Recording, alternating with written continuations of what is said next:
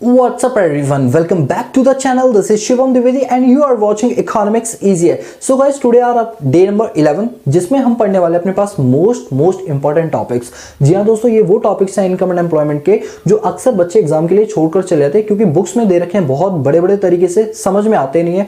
और आज की क्लास में जैसे आपका इन्फ्लेशनरी गैप हो गया, डिफ्लेशनरी गैप हो गया, एक्सेस डिमांड हो गया, डेफिसिट डिमांड हो गया, ये सारे के सारे टॉपिक बहुत ही सिंपल तरीके से एग्जाम्पल दे देकर समझाए तो वीडियो हो जाती है आप सभी लोगों के लिए बहुत ज्यादा खास, इसलिए वीडियो को टिल एंड तक देखना। दोस्तों मैं आपको एक चीज बताना चाहता हूं कि आफ्टर 12th आप लोगों के दिमाग में चला होगा हमें क्या करना चाहिए क्या नहीं करना चाहिए। और आपके कुछ ऐसे भाई बहन या दोस्त लोग होते हैं जिन्होंने 12th क्लास पास कर ली बट वो बहुत कंफ्यूज है। तो अगर उनमें से किसी भी स्टूडेंट को लॉ की फील्ड में जाना है, जी हाँ दोस्तों, लॉ की फील्ड में अगर जाना है तो उसके लिए एक एंट्रेंस एग्जाम होता है जिसको बोलते हैं क्लैट। इसकी फुल फॉर्म होती है कॉमन लॉ एडमिशन टेस्ट। जो इसका एग्जाम अब होना है वो है आपका 2021 के अंदर। तो दोस्तों अगर आप उसकी प्रिपरेशन करना चाहते हैं और सारी की सारी चीजें आप अंडर एक जगह पर चाहते हो, अलग अलग टीचर से पढ़ने की बजाय आप एक ही जगह पढ़ो जहां आपको सारे के सारे बेस्ट एडुकेटर्स मिल जाए, तो दोस्तों अनअकैडमी आप लोगों के लिए लेकर आए मिशन 2021 फॉर क्लैट। आप देख सकते हैं ये सारे वो एडुकेटर्स हैं जो आपको अच्छे से पढ़ाएंगे। जैसे आप देख सकते हैं देव ज्योति दास सर हैं, आशुतोष सर हैं, आपके श्याम सराफ सर हैं और जिज्ञासा मेधिरत्ता मैम है। ये सारे के सारे टॉप फैकल्टीज हैं जो आपको क्या करवाएंगे, प्रिपरेशन करवाएंगे क्लैट 2021 के लिए। दोस्तों मैंने इनका लिंक डिस्क्रिप्शन बॉक्स में दे रखा है और जब आप लिंक पे क्लिक करें तो आपका सरफेस कुछ इस तरीके का खुलेगा। आप नीचे की ओर स्क्रॉल डाउन करेंगे तो आपको नीचे की तरफ लेफ्ट हैंड साइड पे सक्सेस लॉ का नजर आएगा। आप जब इस पर क्लिक करेंगे तो जैसे आप इस पर क्लिक करते सरफेस कुछ इस तरीके का नजर आएगा। तो ये वो चारों के चारों एडुकेटर्स हैं, ठीक है। और ये बैच स्टार्ट हो चुका है 7 दिसंबर को। गेट सब्सक्रिप्शन पे जब आप क्लिक करेंगे तो आप देख सकते हैं क्लिक करते हैं आपके पास एक महीने के लिए 5000 रुपीज, 3 मंथ्स का बैच 12,500 का, 6 महीने का लोगे तो 20,000 का, 12 महीने का लोगे 25,000 का, 24 महीने का लोगे तो 30,000 का।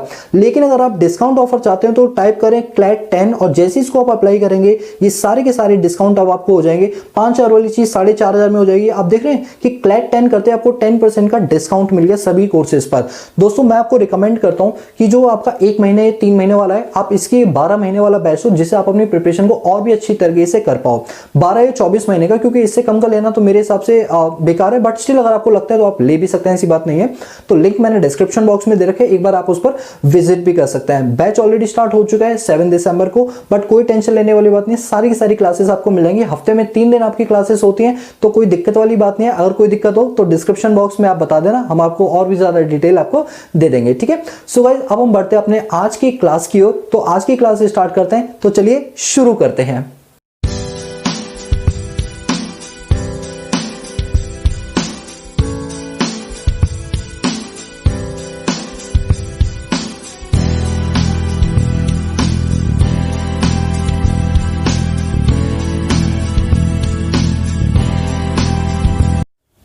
What's up everyone, welcome back to the channel. This is Shivam Dwivedi and you are watching Economics Easier. So guys, today is our day number 11 जिसमें हम पढ़ेंगे अपने पास बचे हुए पार्ट इनकम एंड एम्प्लॉयमेंट के। सो आई होप गाइज कि make sure कि आपने हमारी सारी की सारी वीडियोस देख ली होंगी डे 1 से लेकर डे 10 तक की, तब आप डे 11 पर आए हो, क्योंकि हर चीज़ बड़ी सीक्वेंस से है।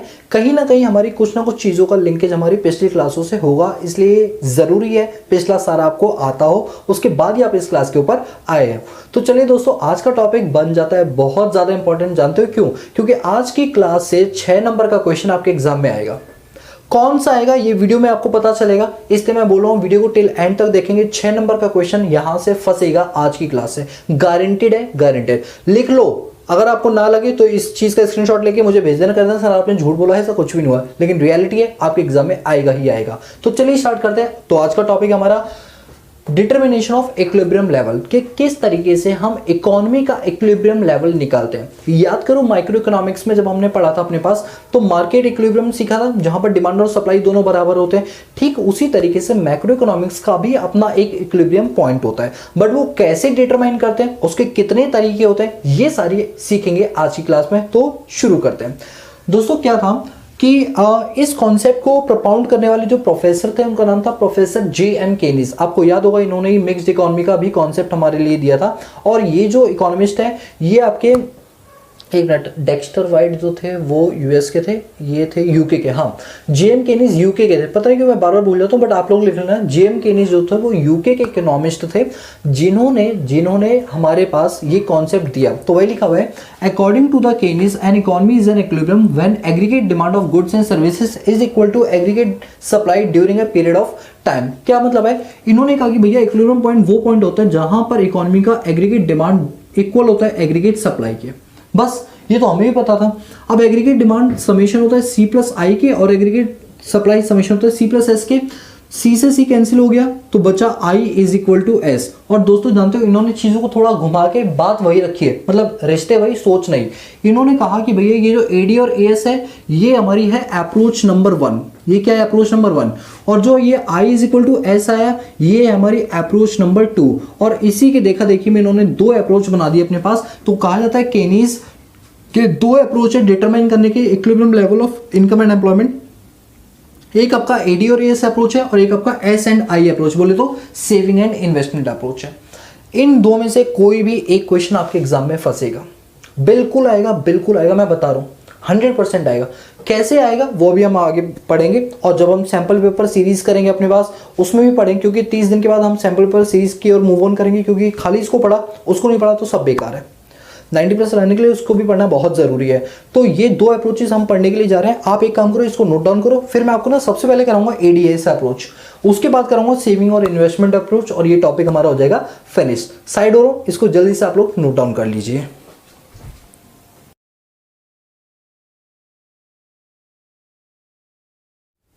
तो चलिए अब हम शुरू करते हैं अपने पास एडी और एएस अप्रोच को। जी हाँ दोस्तों, बहुत ही इंपॉर्टेंट अप्रोच हो जाती है आपके एग्जामिनेशन पॉइंट ऑफ व्यू से। मैंने अक्सर देखा है कि ये वाला जो पॉइंट है ना, अक्सर बच्चे बिल्कुल छोड़कर चले जाते हैं। रीजन है उसके पीछे कि इसके अंदर इतने सारी थ्योरीज होती हैं, समझ में नहीं आता बच्चों को कि हमें करना क्या है। लेकिन आप टेंशन मत लेना, मैं आपको जो बताऊंगा सिर्फ आपको उतना ही करना है और उतना ही आपके लिए बिल्कुल सफिशियंट है। मतलब हमारी पूरी क्लास की कवरेज होती है एग्जाम ओरिएंटेड, तो टेंशन बिल्कुल भी मत लेना। चलो अब मेरी बात को सुनो ध्यान से। अभी आपने लास्ट क्लास में हमसे न्यूमेरिकल्स सीखे थे, आपको याद है उसके अंदर मैंने आपको एक जगह पॉइंट आया था कि नेशनल इनकम अपने इक्विलिब्रियम पॉइंट पर है। तो मैंने क्या बोला था, जब भी नेशनल इनकम अपने इक्विलिब्रियम पॉइंट पर होती है वहां पर एडी और एएस दोनों बराबर होते हैं। फिर आपको याद होगा एडी 2 चीजों का समीशन होता है सी प्लस आई का, और एएस समीशन होता है सी प्लस एस का। सी से सी कैंसिल हो गया तो saving is equal to investment आ गया था। याद आ रहा है? यस सर याद आ रहा है। तो आज हम उसी का डिस्कशन करने के लिए जा रहे हैं। चलिए, तो हमारी अप्रोच का नाम है एडी और as approach for determination of equilibrium point. ठीक है, देखो क्या होता है। तो ये लिखा हुआ है, according to the Keynes theory the equilibrium level of income of economy is determined when AD is equal to AS. ये बात तो हमें भी पता है कि भाई केनीज ने नया क्या बताया। केनीज ने बताया कि भैया इक्विलिब्रियम लेवल पे पूरी इकोनॉमी की जो एग्रीगेट डिमांड है वो बराबर होती है एग्रीगेट सप्लाई की। अब इस बात को प्रूव करने के लिए या समझाने के लिए मैं आपके सामने स्केड्यूल बनाऊंगा, उसकी एक्सप्लेनेशन बताऊंगा, फिर डायग्राम भी बनाऊंगा और इसके 2 एक्स्ट्रा पॉइंट है वो बताऊंगा। बस ये टॉपिक हमारा यहीं खत्म हो जाएगा। अब मेरे साथ साथ देखो जरा, यहाँ पर मैंने क्या किया, इनकम को लिखा है 0, 100, 200। अब मैं थोड़ा सा इधर की साइड आता हूँ। आप देखो इनकम है 0, 100, 200, 300। आप एक चीज नोटिस करो, ये स्केड्यूल वही है जो हमने लास्ट क्लास में भी अपने पास यूज किया था। ठीक है, लास्ट क्लास नहीं, क्लास नंबर 8 में यूज किया था हम लोगों ने, जब मैंने आपको कंजम्पशन और सेविंग कर बनाना सिखाया था। ठीक है, कंजम्पशन फंक्शन और सेविंग फंक्शन याद आ रहा है। सी मैंने वही है 40, 120 ये।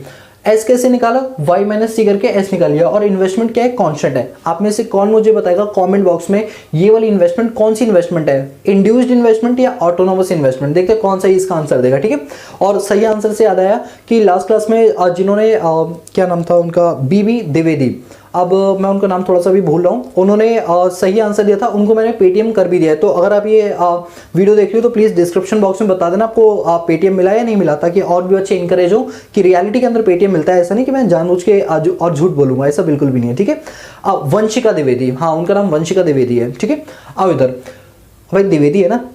इन्वेस्टमेंट अभी 40, 40, 40 है, तो देखते कौन सा आंसर देगा कि ये कौन सी टाइप की इन्वेस्टमेंट है। अब मैंने यहाँ पर एडी, एएस और रिमार्क लिखा है। अच्छा एक बात बताओ, अगर मुझे इस शेड्यूल के हिसाब से एडी निकालना हो तो कैसे निकालेंगे?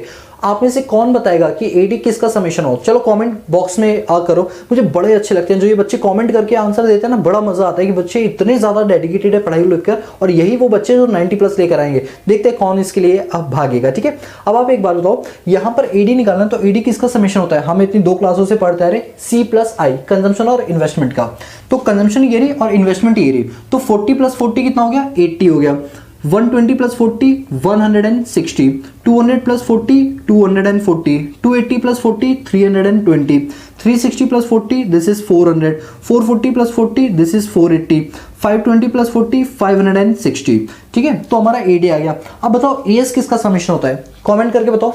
एएस किन दो चीजों का समेशन होता है सर, सी प्लस एस का होता है। तो लो भाई, कंजम्पशन और सेविंग्स का 40 माइनस 40 ये तो भैया जीरो हो गया, 120 प्लस माइनस 20 100 हो गया, 200 प्लस 0 200 हो गया, 280 प्लस 20 300 हो गया, 360 प्लस 40 400 हो गया, 440 प्लस 40 एक मिनट 440 प्लस 60 ये आपका 500 हो गया, और 520 प्लस 80 ये आपका 600 हो गया। तो एएस भी आ गया।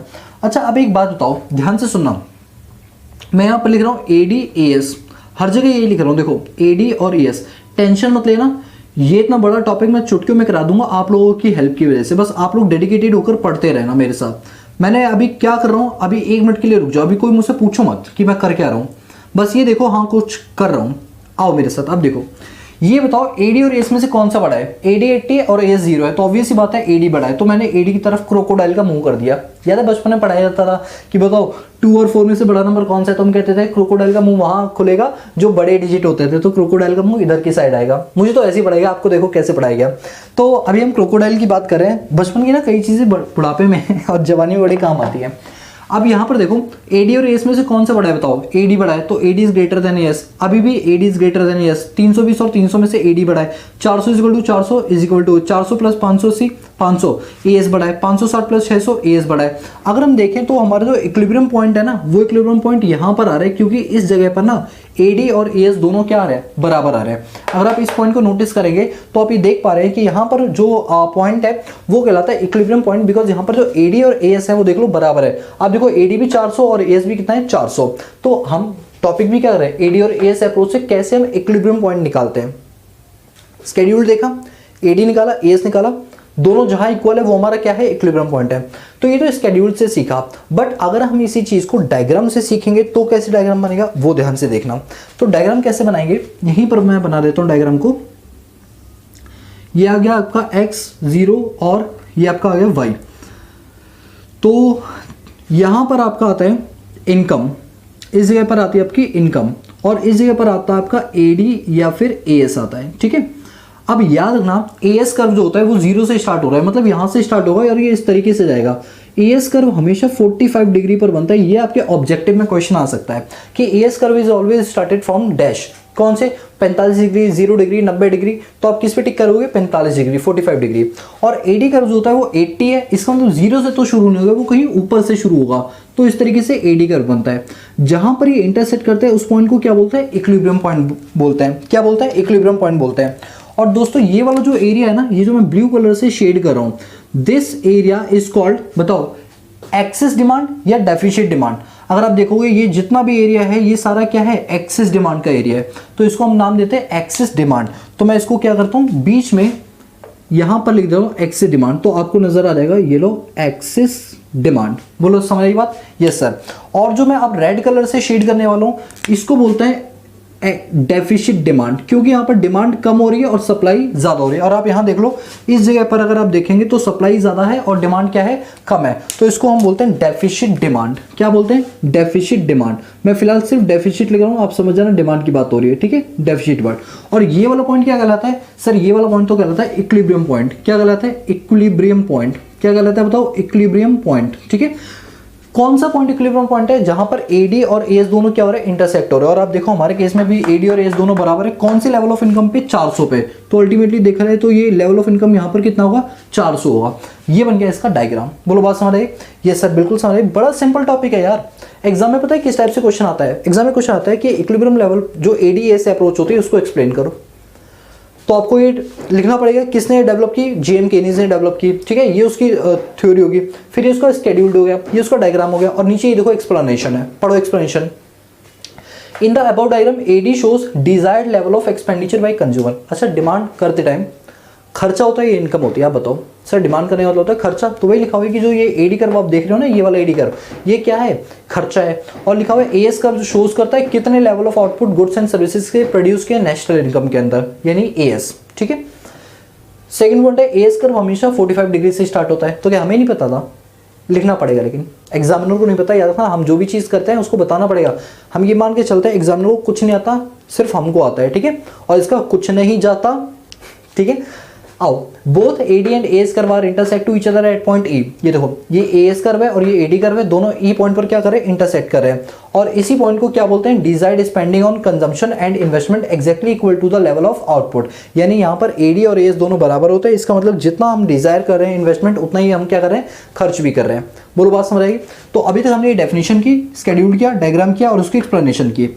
अब यहाँ पर एक चीज आप नोटिस कर रहे हो, ये जो फर्स्ट फेज है ना, देखो मैं समझाने के लिए इस पॉइंट को, नीले पॉइंट को फर्स्ट फेज बोलो, इस वाले को सेकंड फेज बोलो और इस रेड वाले को थर्ड फेज बोलो। ये मैंने देखो कलर कर रखे हैं इसी वजह से। ये नीला वाला फेज फर्स्ट फेज हो गया, ये ब्लैक वाला फेज आपका सेकंड फेज हो गया और ये रेड वाला फेज जो मैंने किया ये आपका थर्ड फेज हो गया।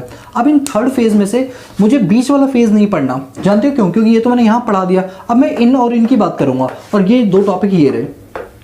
ये जो ब्लू कलर वाला फेज है वो ये रहा, और देखो ब्लू कलर वाले फेज पर मैंने हैश ब्लू कलर का लगाया और दूसरा जो फेज है उस पर मैं रेड लगाऊं क्योंकि दूसरे फेज की बात कर रहे हैं, ठीक है। इस तरीके से आप समझ जाना मैं कौन से फेज का एक्सप्लेनेशन लेकर चल रहा हूं, ठीक है। अच्छा एक बात बताओ, फर्स्ट वाले फेज के अंदर AD बड़ा है या AS बड़ा है?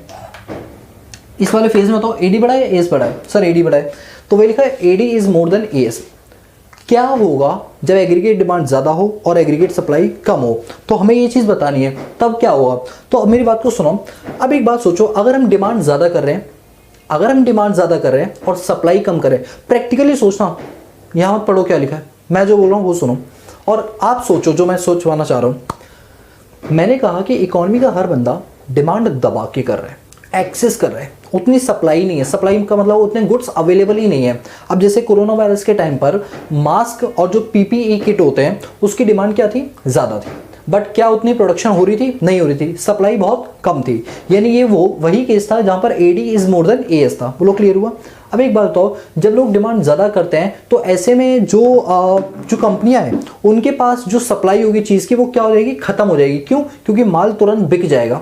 भैया लोग डिमांड ज़्यादा कर रहे हैं तो इन्वेंट्री में स्टॉक रहेगा ही नहीं।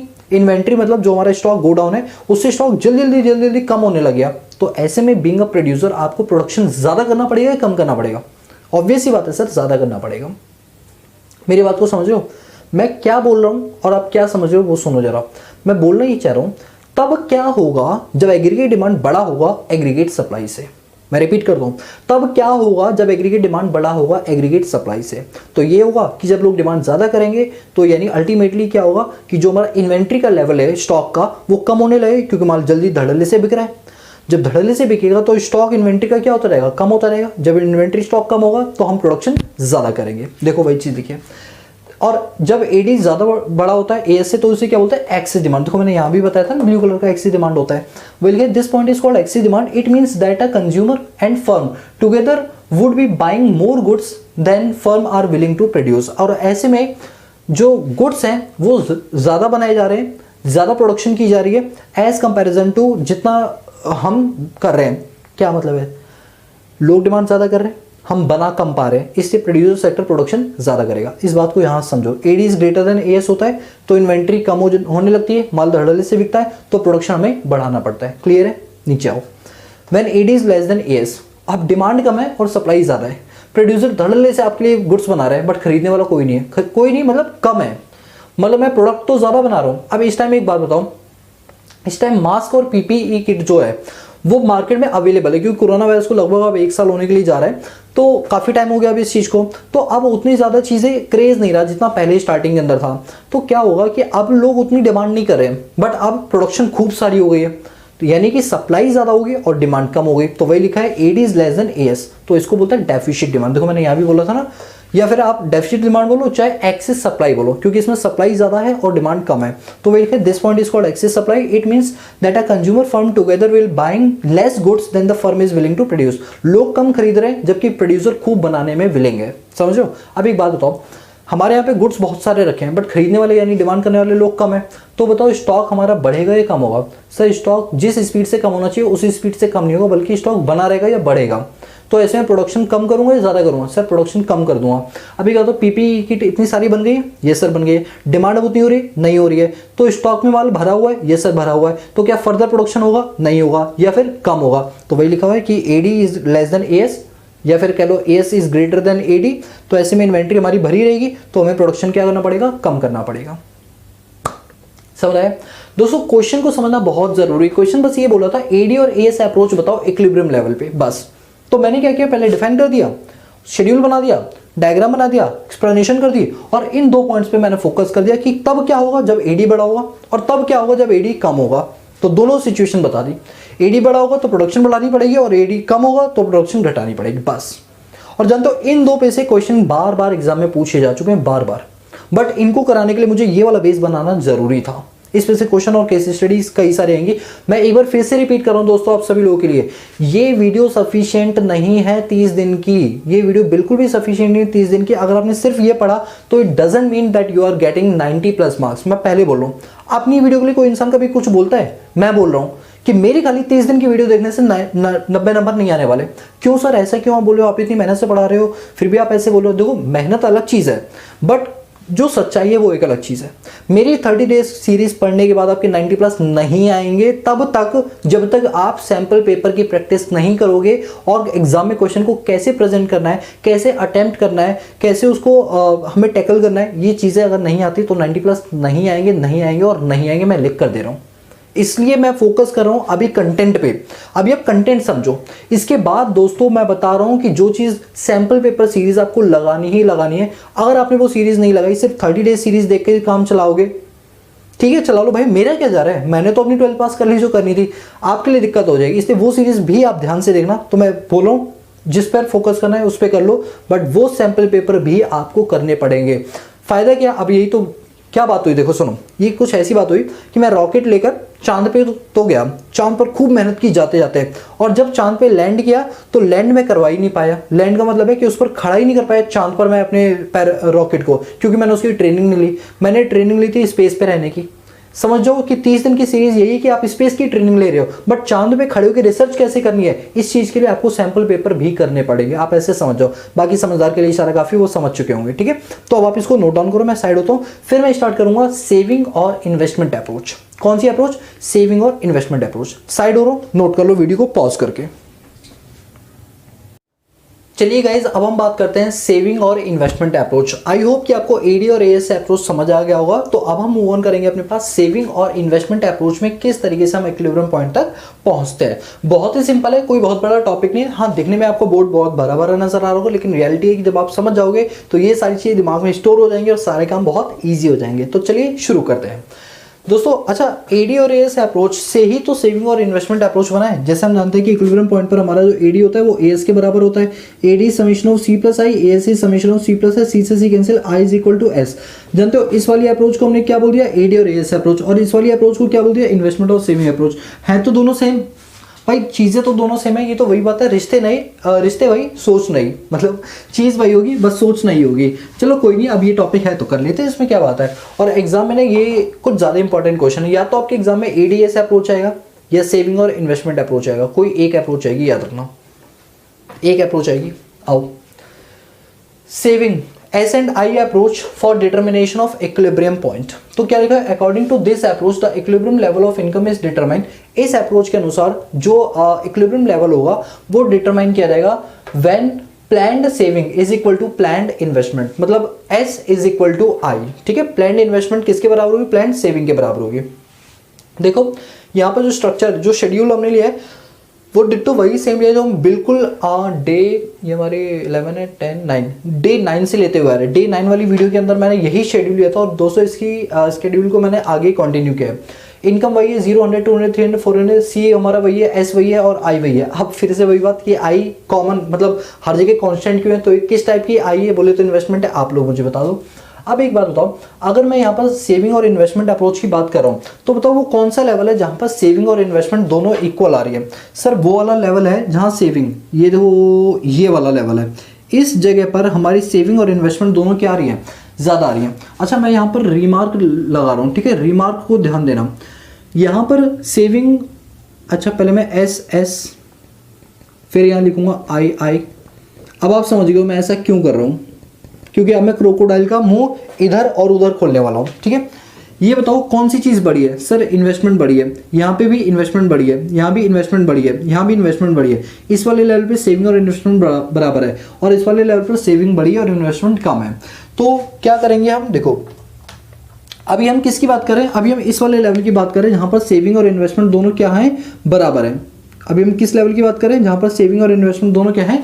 बराबर है। ठीक है, अब जरा मैं इस बात को ना डायग्राम से समझाऊंगा, और बच्चों डायग्राम उन्हीं बच्चों को समझ आएगी जिन्होंने हमारी डे नंबर 9 वाली क्लास देखी है, क्योंकि वहां पर ये डायग्राम मैंने बड़े एक्सप्लेन करके समझाया था, बट अब तो मैं यहाँ पर डायरेक्टली समझाऊंगा। ठीक है, तो जिन लोगों ने क्लास ली है वो तो शांति से बैठो, सब समझ आएगा उन्हें। ठीक है, और जिन्होंने नहीं ली वो कोशिश करो भाई, ऐसी बात थोड़ी कि वो समझ नहीं सकते, समझ सकते हैं। बस फर्क इतना होता है जिन्होंने क्लास ली होती है उनका समझने का लेवल थोड़ा ज़्यादा होता है, बस और कुछ नहीं है। बाकी ऐसा नहीं कि आप कर नहीं सकते, कर बिल्कुल सकते हो। देखो इस डायग्राम को बनाने के ना दो तरीके हैं। एक तो तरीका ये है कि मैं एक ही डायग्राम में बना दूं, और एक है कि मैं दो डायग्राम बनाऊं। मैं दो बनाऊंगा, दो में ज़्यादा अच्छा समझ आता है। ये x हो गया, ये 0 हो गया, और ये हमारा y हो गया, और ठीक इसी के नीचे दूसरा भी डायग्राम बनेगा, x 0 और y, और ये आपका हो गया y डैश। सर ये क्या कर रहे हो? अरे रुको ना यार, सब चीज़ समझाऊंगा। चलो बताओ, AD और AS डायग्राम बना लो। AS कर्व कहाँ से स्टार्ट होता है? कमेंट करो, वीडियो को पॉज करो, कमेंट करो। AS कर्व कहाँ से स्टार्ट होता है, कितने डिग्री से स्टार्ट होता है? क्योंकि MCQ में क्वेश्चन पूछे जाते हैं कई बार। कमेंट करोगे, लिखोगे, दिमाग में सेट हो जाए, जिंदगी में नहीं भूल पाओगे। चलो आप लोगों ने कमेंट किया, वेरी वेरी गुड। ये स्टार्ट होता है 45 डिग्री से। AS कर्व कहाँ से स्टार्ट होता है? 45 डिग्री से। और AD कर्व उसके ऊपर से बनता है, ये हमारा बन गया AD कर्व। जहां ये इंटरसेक्ट कर रहा है ये होता है हमारा इक्विलिब्रियम पॉइंट। ये हम पढ़ चुके थे AD और AS अप्रोच में। अब क्या पढ़ रहे हैं? सेविंग और इन्वेस्टमेंट अप्रोच। दोस्तों एक बार बताओ, सेविंग कहां से स्टार्ट हो रही है? माइनस से, फिर ये 0 हो गई, तो माइनस से स्टार्ट हो रही है। इसका मतलब हमारा जो सेविंग कर्व है वो नीचे वाले एक्सिस से स्टार्ट होगा, ऊपर से नहीं, नीचे से स्टार्ट होगा, और ये नीचे से स्टार्ट होता हुआ ऐसे जाएगा। This is my saving curve. फिर इन्वेस्टमेंट क्या है? कॉन्स्टेंट है, तो इन्वेस्टमेंट को हम क्या लेंगे अपने पास? हम इन्वेस्टमेंट को बिल्कुल कांस्टेंट लेकर चलेंगे, और ये लो, ये हमारी इन्वेस्टमेंट की लाइन आ गई। ठीक है, अच्छा यहाँ जहाँ पर सेविंग और इन्वेस्टमेंट दोनों इक्वल होते हैं, ये पॉइंट भी क्या होता है? हमारा इक्विलिब्रियम पॉइंट होता है। ठीक है, अब ध्यान देना, इसी इक्विलिब्रियम पॉइंट पर जब हम AD और AS निकालते हैं तो वो भी सेम होता है। आप देखना, ये AD और AS और सेविंग और इन्वेस्टमेंट ये दोनों क्या है? इक्वल है। मतलब मैंने एक ही डायग्राम में दोनों अप्रोच समझा दिया आपको, ADS अप्रोच भी समझा दिया और सेविंग और इन्वेस्टमेंट अप्रोच भी आपको साथ में ही समझा दिया। आप चाहो तो ये ना बना के सिर्फ ये बना सकते हो S और I अप्रोच में, बट मैं आपको सजेस्ट करूंगा कि सेविंग और इन्वेस्टमेंट अप्रोच में आप दोनों के दोनों डायग्राम बना के आओ, 4 चांद लग जाएंगे प्रेजेंटेशन में। जब आप बिना पढ़े इस डायग्राम को देखते थे तो क्या लगता था? सर ये बताओ यार, इतना बड़ा डायग्राम है सर, क्या है इसका मतलब? लेकिन क्या निकला? खोदा पहाड़ निकली चुया। कुछ लगा टफ? नहीं लगा ना दोस्तों। यही स्पिरिट हमें लास्ट तक रखनी है, पूरी इकोनॉमिक्स ऐसी है, बस आप साथ देना मेरा। तो ये बताओ, ये चीज आप लोगों को समझ आई? यस सर, बिल्कुल समझ आ गई। तो यही है हमारी सेविंग और इन्वेस्टमेंट अप्रोच, और जहां पर S और I का इक्विलिब्रियम पॉइंट होता है, AD और AS अप्रोच में भी सेम उसी जगह होता है। अगर आप इसमें C+S करके AS निकालोगे, C+I करके AD निकालोगे, तो दोस्तों इसी लेवल पे जो है सारी चीजें इक्वल आएंगी, देख लेना आप लोग। ठीक है, चलो अब एक बात बताओ, यहां पर ये जो मैं ब्लू लाइन कर रहा हूं, ध्यान देना, इस ब्लू लाइन में सेविंग कम है और इन्वेस्टमेंट ज्यादा है। ठीक है, ये वाला पॉइंट कौन सा है? ये ब्लू कलर किया ना, तो ये लो blue colour. When saving is less than investment, when saving is less than investment, वो ये वाले पॉइंट है। और इसके बाद जो हमारा सेविंग बड़ा है और इन्वेस्टमेंट छोटा है, तो वो ये वाला पॉइंट है। तो रेड कलर किया है when saving is more then investment. आओ जरा इन बातों को भी समझ लेते हैं और बात को खत्म करते हैं। देखो इसमें क्या लिखा है ना, आपको इससे मतलब नहीं होना चाहिए, अपना दिमाग लगाओ, आंसर अपने आप आएगा। सोचो, देखो हम लोग हमारी इंडिया में पढ़ाई जो करते हैं ना, वो रट्टाफिकेशन करते हैं। बाकी जब फॉरेन में पढ़ाई होती है ना, वहाँ पर चीज़ों को एक्सप्लेन करने से ज़्यादा रियलिस्टिक एग्जाम्पल देके उनको कहते हैं, बताओ तुम क्या करते हैं इस केस में जाके। तो दोस्तों वही चीज़ अब मैं भी करूँगा। क्या? वैसे तो मैं करता ही हूँ, मैं भी आपको एनालिटिकल नेचर का बनाना। चलो एनालिटिकल का मतलब होता है, एक होता है डिस्क्रिप्टिव पढ़ाई। डिस्क्रिप्टिव मतलब क्या होता है? सामने लिखा हुआ है, आपने उसे पढ़ लिया, हो गया यार। और एक होता है एनालिटिकल, बस एक टॉपिक देखा और फिर सोचा इसका आंसर क्या हो सकता है। हम लोग भी कुछ यही करेंगे, हम लोग भी सोचेंगे कि इस चीज का आंसर जो है वो क्या होगा, हम भी अपना दिमाग लगाएंगे। ठीक है, चलो भाई अपना दिमाग हम भी लगाते हैं। अब सुनो ध्यान से मेरी बात, मैंने कहा इस वाले पॉइंट पर सेविंग बड़ा है और इन्वेस्टमेंट छोटी है, मतलब इकोनॉमी में लोग सेविंग्स ज्यादा कर रहे हैं और पैसा खर्च यानी इन्वेस्टमेंट कम कर रहे हैं। आप लोग अपना बताओ, मान लो आपकी 100 रुपये की इनकम है, आप 100 रुपये में से 90 रुपये सेव कर लेते हो और 10 रुपये खर्च करते हो, तो इन्वेस्टमेंट कितनी हुई? 10 रुपये की हुई। सेविंग्स कितनी हुई? सर 90 रुपये की हुई। तो इसका क्या इम्पैक्ट पड़ेगा इकोनॉमी पे? सेविंग करने से पैसा क्या इकोनॉमी में सर्कुलेट हो पाता है? The answer is no. पैसा घर पे ही है, सर्कुलेट नहीं हो पाता। तो जब आप सेविंग ज़्यादा करते हो तो क्या आप डिमांड ज़्यादा करते हो? प्रैक्टिकली सोचो, छोड़ दो भाई ये क्या लिखा है, तुम अपना बताओ, तुम अपना सोचो, दिमाग लगाओ। जब तुम सेविंग ज़्यादा करते हो तो क्या खर्चे ज़्यादा कर पाते हो? नहीं कर पाते हो। जब आप डिमांड ज़्यादा नहीं करते हो तो क्या सामने जो प्रोड्यूसर बैठा है उसका माल बिकता होगा? सोचो, अगर हम सभी लोग सेविंग करने लगे, क्या उसका माल बिकेगा? नहीं बिकेगा। जब माल बिकेगा नहीं तो प्रोडक्शन कम करनी पड़ेगी, क्योंकि प्रोडक्शन जो कर लिया वो तो बिक नहीं पा रहा, तो प्रोडक्शन क्यों बढ़ाएगा? वो प्रोडक्शन कम कर देगा। देखो यही चीज़ है, प्रोडक्शन कम कर देगा। इस पॉइंट को समझो, जब लोग सेविंग ज़्यादा कर रहे हैं, इन्वेस्टमेंट कम कर रहे हैं, तो ऐसे में कंजम्पशन लोग कम कर रहे हैं, यानी डिमांड कम कर रहे हैं। जब डिमांड कम करे तो इन्वेंट्री का लेवल हमारा बढ़ जाएगा। स्टॉक में इन्वेंट्री पड़ी रहेगी, खरीदने वाला कोई नहीं है, तो प्रोडक्शन लेवल हमें रिड्यूस करना पड़ेगा। तो वही बात लिखी हुई है, it means that household are not consuming as much as the firm is expected to them to. बोलो क्लियर हुआ? Yes sir. अब हम बात करते हैं इस वाले पॉइंट की, जहां पर इन्वेस्टमेंट ज़्यादा है और सेविंग कम है। जहां पर इन्वेस्टमेंट ज़्यादा है और सेविंग्स कम है, ध्यान से सुनो क्या होगा। जहां पर सेविंग्स कम है और इन्वेस्टमेंट ज़्यादा है, ठीक है, तो क्या होगा? लोग पैसा खर्च ज़्यादा कर रहे हैं, इन्वेस्टमेंट ज़्यादा कर रहे हैं। वही बात है कि आपकी जेब में 100 रुपये हैं, आप 90 रुपये इन्वेस्ट कर देते हो कहीं ना कहीं, किसी प्रोजेक्ट में लगा देते हो या अपने किसी खर्चों में उसे खर्च कर देते हो, 10 रुपये सेव करो, यानी आपकी सेविंग्स कम है। जब सेविंग्स कम है तो ऑब्वियसली बात है खर्चे ज़्यादा होंगे, इन्वेस्टमेंट ज़्यादा होगी। जब आप खर्चे ज़्यादा कर रहे हो, इसका मतलब क्या हुआ? इसका मतलब ये हुआ कि आप कहीं ना कहीं सामने वाली चीज़ की डिमांड ज़्यादा कर रहे हो। जब डिमांड ज़्यादा करोगे तो जो इन्वेंट्री का लेवल है, जो स्टॉक का लेवल है, वो क्या होगा? जो इन्वेंट्री का लेवल है वो क्या होगा? कम होगा, क्योंकि जब माल लोग ज़्यादा खरीद रहे हैं तो इन्वेंट्री कम हो जाएगी। इन्वेंट्री कम होगी तो प्रोडक्शन बढ़ाना पड़ेगा, तो प्रोड्यूसर उस केस में प्रोडक्शन बढ़ा देगा। तो वही बात ये लिखिए, ये लोग जब सेविंग कम होती है और इन्वेस्टमेंट ज़्यादा होती है तो इस केस में क्या होता है? कंजम्पशन बढ़ जाता है, और जब कंजम्पशन बढ़ जाता है तो इन्वेंट्री फॉल हो जाती है। इन्वेंट्री फॉल का मतलब प्रोडक्शन हमें बढ़ाना पड़ेगा। वही चीज़ लिखी हुई है, it means that the household are consuming more and saving is less than what firm is expected them to. कैसा लगा? था बहुत इजी दोस्तों, सारे के सारे कॉन्सेप्ट्स इजी हैं। हाँ, ये माना कि मैक्रो में ना बस यही एक चैप्टर रह गया है जो थोड़ा सा आपको परेशान कर सकता है, वरना अब मैक्रो में अब कोई चीज़ नहीं रह जाएगी। जब ये चैप्टर हो जाएगा ना, उसके बाद गवर्नमेंट बजट आएगा, उसके बाद बैलेंस ऑफ पेमेंट आएगा। ये तो चिंदी चोर है, कब आएंगे कब चोरी करके निकल जाएंगे पता ही नहीं चलेगा, और ये रियलिटी है। बस मैक्रो में ना 2 चैप्टर सबसे टफ माने जाते हैं, नेशनल इनकम और ये आपका इनकम एंड एम्प्लॉयमेंट। बच्चे इसमें बहुत ज़्यादा कंफ्यूज हो जाते हैं, बट मैंने पूरी कोशिश की। आई डोंट नो मैं कितना सक्सेसफुल हूँ, वो तो आप लोग मुझे बताओगे। मैंने पूरी तरीके से कोशिश की कॉन्सेप्ट्स को बहुत ईजी बनाने की। बाकी देखो भगवान के ऊपर और आप लोगों की मेहनत के ऊपर है, और आपकी लक के ऊपर है कि आप कितना अच्छा स्कोर करते हो। बहुत अच्छा लगता है जब आप लोग मुझे वीडियोस भेजते हो 10 सेकंड की, और ये बताते हो कि हमारी 30 डेज की सीरीज़ कैसी लगी, अच्छी लगी, ख़राब लगी, बेकार लगी, बकवास लगी, क्या लगी। जिन लोगों ने वीडियो नहीं भेजी है मैं उनको रिक्वेस्ट करता हूँ प्लीज़ अपनी वीडियोस भी भेजो। मुझे बहुत अच्छा लगता है जब आप लोग इस तरीके से प्यार देते हैं हमें। बाकी आपकी अपनी मर्जी है, ठीक है। तो मैं साइड होता हूँ, आप इसको नोट डाउन करो, फिर हम बढ़ेंगे अपने अगले टॉपिक की ओर। और अगला टॉपिक इससे भी कहीं ज़्यादा इंपॉर्टेंट है दोस्तों। आज की क्लास से आपका थ्योरी का एक क्वेश्चन कन्फर्म बनेगा।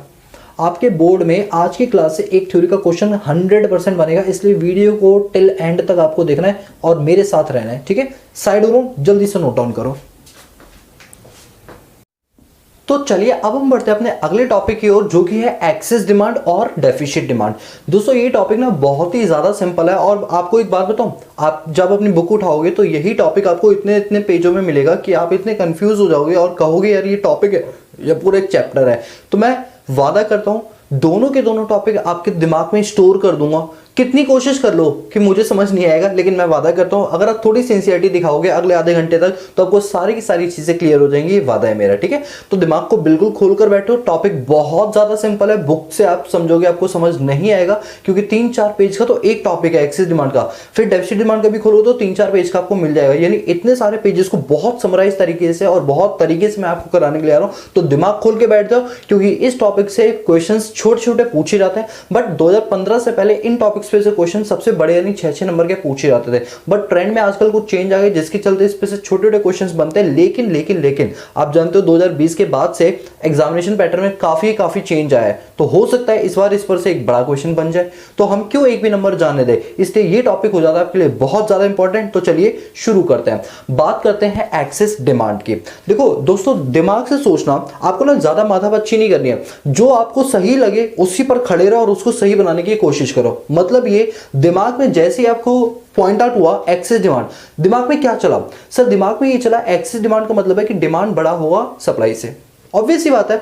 बट क्योंकि हम मैक्रो इकोनॉमिक्स पढ़ रहे हैं तो हम डिमांड ना बोल के क्या बोलेंगे, एग्रीगेट डिमांड बोलेंगे, कि एग्रीगेट डिमांड बढ़ा होगा एग्रीगेट सप्लाई से, और इस सिचुएशन को बोलते हैं एक्सेस डिमांड। बिल्कुल सही सोचा आपने। बस क्या है ना कि अब हम थोड़ी सी इसकी डेफिनेशन को मॉडिफाई कर देंगे, एक दो टेक्निकल टर्म जोड़ देंगे और डेफिनेशन को खुद बना देंगे। अब सुनो, देखो फुल एम्प्लॉयमेंट लेवल पे, मेरी बात को ध्यान से सुनो मैं क्या बोल रहा हूं, फुल एम्प्लॉयमेंट लेवल पे जब एग्रीगेट डिमांड बड़ी होती है एग्रीगेट सप्लाई से, फुल एम्प्लॉयमेंट लेवल पे एग्रीगेट डिमांड बड़ी होती है एग्रीगेट सप्लाई से, उस कंडीशन को या उस सिचुएशन को हम नाम देते हैं एक्सेस डिमांड का। समझ आई बात? अगर आप सिर्फ ये लिखोगे ना कि एक्सेस डिमांड का मतलब होता है एग्रीगेट डिमांड बढ़ा है एग्रीगेट सप्लाई से, दोस्तों ये गलत नहीं है बट ये सही भी नहीं है, मतलब ये अधूरी डेफिनेशन है।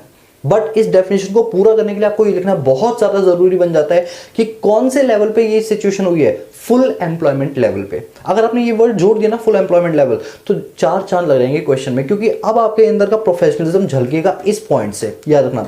तो बताओ आपने क्या समझा? सर हमने ये समझा कि एक्सेस डिमांड का मतलब होता है कि फुल एम्प्लॉयमेंट लेवल पे जब एग्रीगेट डिमांड बड़ा होता है एग्रीगेट सप्लाई को, तो इस कंडीशन को नाम देते हैं एक्सेस डिमांड। बस बात खत्म।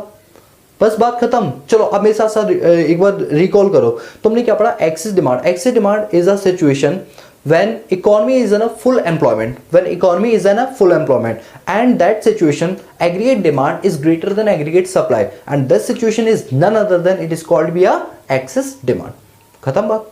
बहुत सिंपल है चीज है, बस दिमाग से सोचो, जो दिमाग ने आंसर दिया ना उसी को थोड़ा मॉडिफाई कर दो, बस वही आपका आंसर है। पढ़ो देखो एक्सेस डिमांड क्या होता है, तो लिखा हुआ it refer to a situation when aggregate demand is more than aggregate supply corresponding to the full employment level. देख रहे हो, जो आपने अभी देखा उसी को थोड़ा सा बुकिश फॉर्म में और डेफिनेशन फॉर्म में कर दिया, तो आपको लग रहा है कि हाँ यार ये तो चीज वही है। बट अगर हम अपने दिमाग से ना सोचते, सीधा इस पर आ जाते, तो हमें लगता है यार ये तो बड़ी टफ डेफिनेशन दे रखी है, हमें तो नहीं याद हो रही है। समझ रहे हो ना बात को? यस। अब ये क्या लिखा हुआ है इसको छोड़ो, अभी मैं आपके सामने एक डायग्राम ड्रॉ करूंगा और आप उस डायग्राम को ध्यान से लिखें, क्योंकि अगर आपको डायग्राम समझ आ गया ना, तो ये जो कंटेंट मैंने यहाँ लिखा है ना, ये पूरा आपके दिमाग पे छप जाएगा बिना समझाए, बट मैं समझाऊंगा, डोंट वरी, ठीक है। चलो आओ डायग्राम पर देखना। अभी थोड़ी देर के लिए ना आप नोट करना बंद कर दो। देखो दोस्तों, मैं हमारी जितनी भी क्लासेस हैं, टेंशन मत लेना कि मैं आपको स्क्रीनशॉट लेने का मौका नहीं दूंगा या लिखने का मौका नहीं दूंगा, मैं बकायदा मौका दूंगा, साइड पूरा हो जाऊंगा, आराम से वीडियो को पॉज करके नोट डाउन कर लेना। बट मेरी जो बात है वो भी मानना, अभी आप एक भी चीज नोट मत करो, अभी बस समझो जो मैं आपको समझा रहा हूं, समझ आ जाएगा तो जब आप नोटिंग करोगे तो आपको नोटिंग करने में मजा आएगा, ठीक है। तो अभी कॉपी पेन वहीं रख दो और मेरे साथ आ जाओ। ये देखो, ये हमारा एक्स एक्सिस है, ये जीरो एक्सिस है और ये हमारा वाई एक्सिस है। एक्स एक्सिस पे हमारे पास है इनकम है, एम्प्लॉयमेंट है, ये देखो ये हमारे पास इनकम है, ये एम्प्लॉयमेंट है। अच्छा आपको ये चीज़ें नज़र आ रही है, ज़्यादा छोटा तो नहीं है? अगर दोस्तों आपको हमारी क्लास में थोड़ी सी भी दिक्कत आए ना, तो ये जो नंबर दे रखा है इस वाले नंबर पे व्हाट्सएप करके आप हमें एक मैसेज ड्रॉप कर देना कि सर आपकी क्लास में आप लिखते बहुत छोटा हो या कोई भी ऐसी प्रॉब्लम हो, ताकि मैं नेक्स्ट क्लास में उस चीज़ पर सुधार कर सकूं, ठीक है। क्योंकि देखो मैं 100% परफेक्ट नहीं हूँ, वो आप लोग मुझे बनाओगे, ठीक है। तो कभी भी कोई भी चीज़ अगर दिक्कत करे तो प्लीज़ आप मुझे फीडबैक में, नेगेटिव फीडबैक में बता दिया करो, सर आपके में ये प्रॉब्लम आ रही है, तो मैं उस पर अगली वीडियो पर बिल्कुल सुधार करूँ, क्योंकि हमारी वीडियोज़ बड़ी लेटेस्ट होती हैं। आप आज बोलोगे अगली वीडियो में उसका सुधार भी हो जाएगा, ऐसा नहीं है कि बहुत पहले की रिकॉर्ड की हुई है, लेटेस्ट रिकॉर्ड होती है। अभी जैसे अभी रिकॉर्ड कर रहा हूं, अभी 1 घंटे बाद ये तुरंत YouTube पे अपलोड भी हो जाएगी, ठीक है, इसलिए बोल रहा हूं। और यहां पर आपका आता है एग्रीगेट डिमांड और एग्रीगेट सप्लाई, ठीक है, ये देखो। अच्छा अब अगर मैं आपसे पूछूं कि एग्रीगेट सप्लाई का कहां से स्टार्ट होता है, तो आप बता दोगे? चलो अगर आप बता सकते हो तो कमेंट करके बता दो कि एग्रीगेट सप्लाई कर्व कहाँ से स्टार्ट होता है। देखते हैं कौन सा ही कमेंट करेगा, ठीक है। तो मैं बता देता हूँ, जिनको करना होगा कमेंट उन्होंने कर लिया होगा। एग्रीगेट सप्लाई हमेशा 45 डिग्री से शुरू होता है। कहाँ से शुरू होता है? 45 डिग्री से शुरू होता है। ये बात याद रखना, एक नंबर के क्वेश्चन में एमसीक्यू को क्वेश्चन बन सकता है। और एग्रीगेट डिमांड थोड़ा ऊपर से स्टार्ट होता है। ये आ गया आपका एग्रीगेट डिमांड। अच्छा एक बात बताओ, इकोनॉमी में जो सिचुएशन है वो कौन सी है? एक्सेस डिमांड की है। एक्सेस डिमांड का मतलब है एग्रीगेट डिमांड बड़ा होगा और एग्रीगेट सप्लाई कम होगा। तो ये जो एग्रीगेट डिमांड कर्व बनाया, अगर बढ़ेगा तो ऊपर जाएगा और अगर घटेगा तो नीचे जाएगा। फिलहाल एक्सेस डिमांड है तो ये क्या होगा? बढ़ेगा। तो एग्रीगेट डिमांड ये देखो, ये बढ़कर कहां शिफ्ट हो गया? ये बढ़कर शिफ्ट हो गया। अब इस कर्व को नाम देंगे AD1। पहले वाला था AD, अब नया क्या बन गया? AD1। तो पहले जो हमारा इक्विलिब्रियम पॉइंट था वो ये था, बट अब जो नया इक्विलिब्रियम पॉइंट बनेगा वो E1 बनेगा। E1 मतलब जो अगला इक्विलिब्रियम पॉइंट है वो ये है, ठीक है। पहले जो हमारे पास इक्विलिब्रियम पॉइंट था उस पर हमारा लेवल ऑफ इनकम कितना था? मान लो ये लेवल ऑफ इनकम है OM, लेकिन अब जो हमारा इक्विलिब्रियम पॉइंट है उस पर हमारा इक्विलिब्रियम लेवल क्या बन गया? OM1। हमारे इनकम का लेवल बढ़ गया। अब बात को सुनो ध्यान से। बात कुछ ये है कि जो डिमांड कर्व है, एग्रीगेट डिमांड कर्व है, वो बढ़ा, इस वजह से इसको हमने अपवर्ड शिफ्ट कर दिया, अपवर्ड ऊपर की ओर शिफ्ट कर दिया। तो AD से बढ़कर AD1 हो गया, राइट। इतना समझ आया? यस सर, बिल्कुल समझ आया। अच्छा बताओ, मैंने AD कर्व ऊपर क्यों शिफ्ट किया? बिकॉज सिचुएशन कौन सी थी? एग्रीगेट एक्सेस डिमांड की, और एक्सेस डिमांड में डिमांड कर्व जहां था उससे आगे शिफ्ट हो ही जाएगा। हाँ सर। अब जो आप ये गैप देख रहे हो ना, ये वाला गैप, ये जो मैं शेड कर रहा हूं, दिस गैप इज कॉल्ड, ये जो गैप आया ना, अब अच्छा मैं इस वाले पॉइंट को रब कर देता हूं जिससे आपको ना समझने में दिक्कत ना हो। ये लो, मैं ये वाला पॉइंट हटा रहा हूं, समझा दिया ना मैंने और आपको समझ भी आ गया। ये वाला जो पॉइंट आप देख रहे हो, ये जो गैप आप देख रहे हो, this gap is called inflationary gap. इस गैप को क्या बोलते हैं? इन्फ्लेशनरी गैप बोलते हैं। बताओ, ये डायग्राम आपको समझ आया? मैंने डायग्राम में कुछ ज्यादा नहीं किया। एग्रीगेट सप्लाई कर्व आपको आता ही है 45 डिग्री पर, एग्रीगेट डिमांड कर्व ये बना दिया। सिचुएशन किसकी थी? एक्सेस डिमांड की। तो एक्सेस डिमांड में डिमांड कर्व बढ़ेगा हमारा, तो डिमांड कर्व को बढ़ा दिया। जब बढ़ा है तो ये जो गैप बनकर आया, इस गैप को बोलते हैं इन्फ्लेशनरी गैप। क्या बोलते हैं? Inflationary gap. अब ना मैंने देखा है काफी सालों से इन्फ्लेशनरी गैप की एक नंबर की डेफिनेशन वो पूछ लेता है आपसे। तो बच्चे पता है क्या लिख कर आते हैं? देखो, वो कॉमन माइंड लगाता है अपना कि कॉमनली दिमाग में क्या आता है इन्फ्लेशनरी गैप सुनते ही? दिमाग में ये आता है इन्फ्लेशनरी गैप वो गैप होता है जहां पर AD जो है वो ग्रेटर देन होता है AS से। देखो सही है भाई, कॉमन दिमाग से सोचोगे ना तो यही लगेगा, लेकिन ये डेफिनेशन पूरी तरीके से गलत है, पूरी तरीके से गलत है। सही डेफिनेशन क्या है? सुनो, inflationary gap, it refer to a gap by which actual aggregate demand is exceed aggregate demand required to be established at full employment level। क्या कह रहा है वो एग्रीगेट सप्लाई की तो बात ही नहीं कर रहा, वो सिर्फ दो चीजें लेकर चल रहा है, एग्रीगेट डिमांड एक्चुअल वाला और एग्रीगेट डिमांड एस्टिमेटेड वाला, मतलब रिक्वायर्ड वाला। हम समझ रहे थे कि हमारे पास एक्चुअल डिमांड होगी 100 यूनिट की, रिक्वायरमेंट कितने की होगी? 100 यूनिट की होगी, लेकिन एक्चुअली में डिमांड होगी 120 यूनिट की।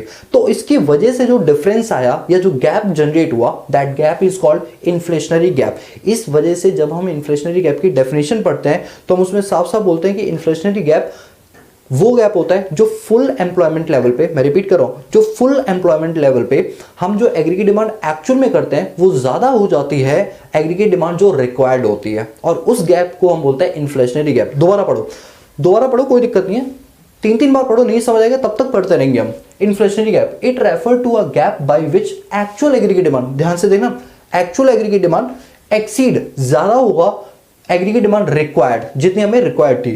कौन सी स्टैब्लिश पर होगा? ये फुल एम्प्लॉयमेंट लेवल पे होगा। अब देख रहे हो, यहां भी फुल एम्प्लॉयमेंट था, यहां भी, यही फुल एम्प्लॉयमेंट लेवल आपके नंबर देगा, ये काटेगा, ये बात याद रखना। भावनाओं में मत बह जाना कि इन्फ्लेशनरी गैप आया, आपने सीधा बोल दिया अच्छा इन्फ्लेशनरी गैप वो होता है जहां पर एग्रीगेट डिमांड बढ़ा होता है, एग्रीगेट सप्लाई। नहीं दोस्तों, आपको पहले तो ये बताना है फुल एम्प्लॉयमेंट लेवल पर aggregate demand, actual aggregate demand is greater then required aggregate demand, तब जो गैप जनरेट होता है that is called inflationary gap. मैं नहीं चाहता मेरा एक भी स्टूडेंट गलती करके आए, थोड़ी सी भी। क्लियर है? तो अभी हमने सीखा एक्सेस डिमांड क्या होता है, फिर हमने देखा एक्सेस डिमांड का डायग्राम कैसे बनता है, और एक्सेस डिमांड का डायग्राम बनाते टाइम जो गैप आता है उस गैप को क्या बोलते हैं? इन्फ्लेशनरी गैप बोलते हैं। यहां तक चीजें समझ आई? मैं चल सकता हूं क्या? हाँ बोलो। ठीक है सर, अब इसी चीज के मैंने यहाँ पर एक्सप्लेनेशन लिखी हुई है। क्या लिखी हुई है? एक्सप्लेनेशन। देखो क्या है, अच्छा जब भी एक्सप्लेनेशन लिखनी हो ना तो पहली लाइन पता है क्या लिखा करो, इन द अबव डायग्राम। देखो एग्जामिनर को आपको ना हर चीज बतानी है, बिकॉज हम जब भी एग्जाम देते हैं ये मान के चलता है एग्जामिनर को कुछ नहीं आता, सब कुछ हमें बताना है, ठीक है। तो हम लिखेंगे इन the above diagram A S is aggregate supply curve, A D is aggregate demand curve, A S curve is start from 45 degree. अच्छा ऐसा लिखने से पता है क्या हुआ, आपकी एक दो लाइन की लेंथ बढ़ गई। मान लो आपको कुछ नहीं आता, कम से कम ये लाइन तो लिख सकते हो ना, in the above diagram AD is aggregate demand कर। मतलब आप देखो कितनी सिंसियरिटी है आपके अंदर कि एग्जामिनर को हर एक चीज बता रहे हो, वो भी खुश और आप भी खुश, ठीक है।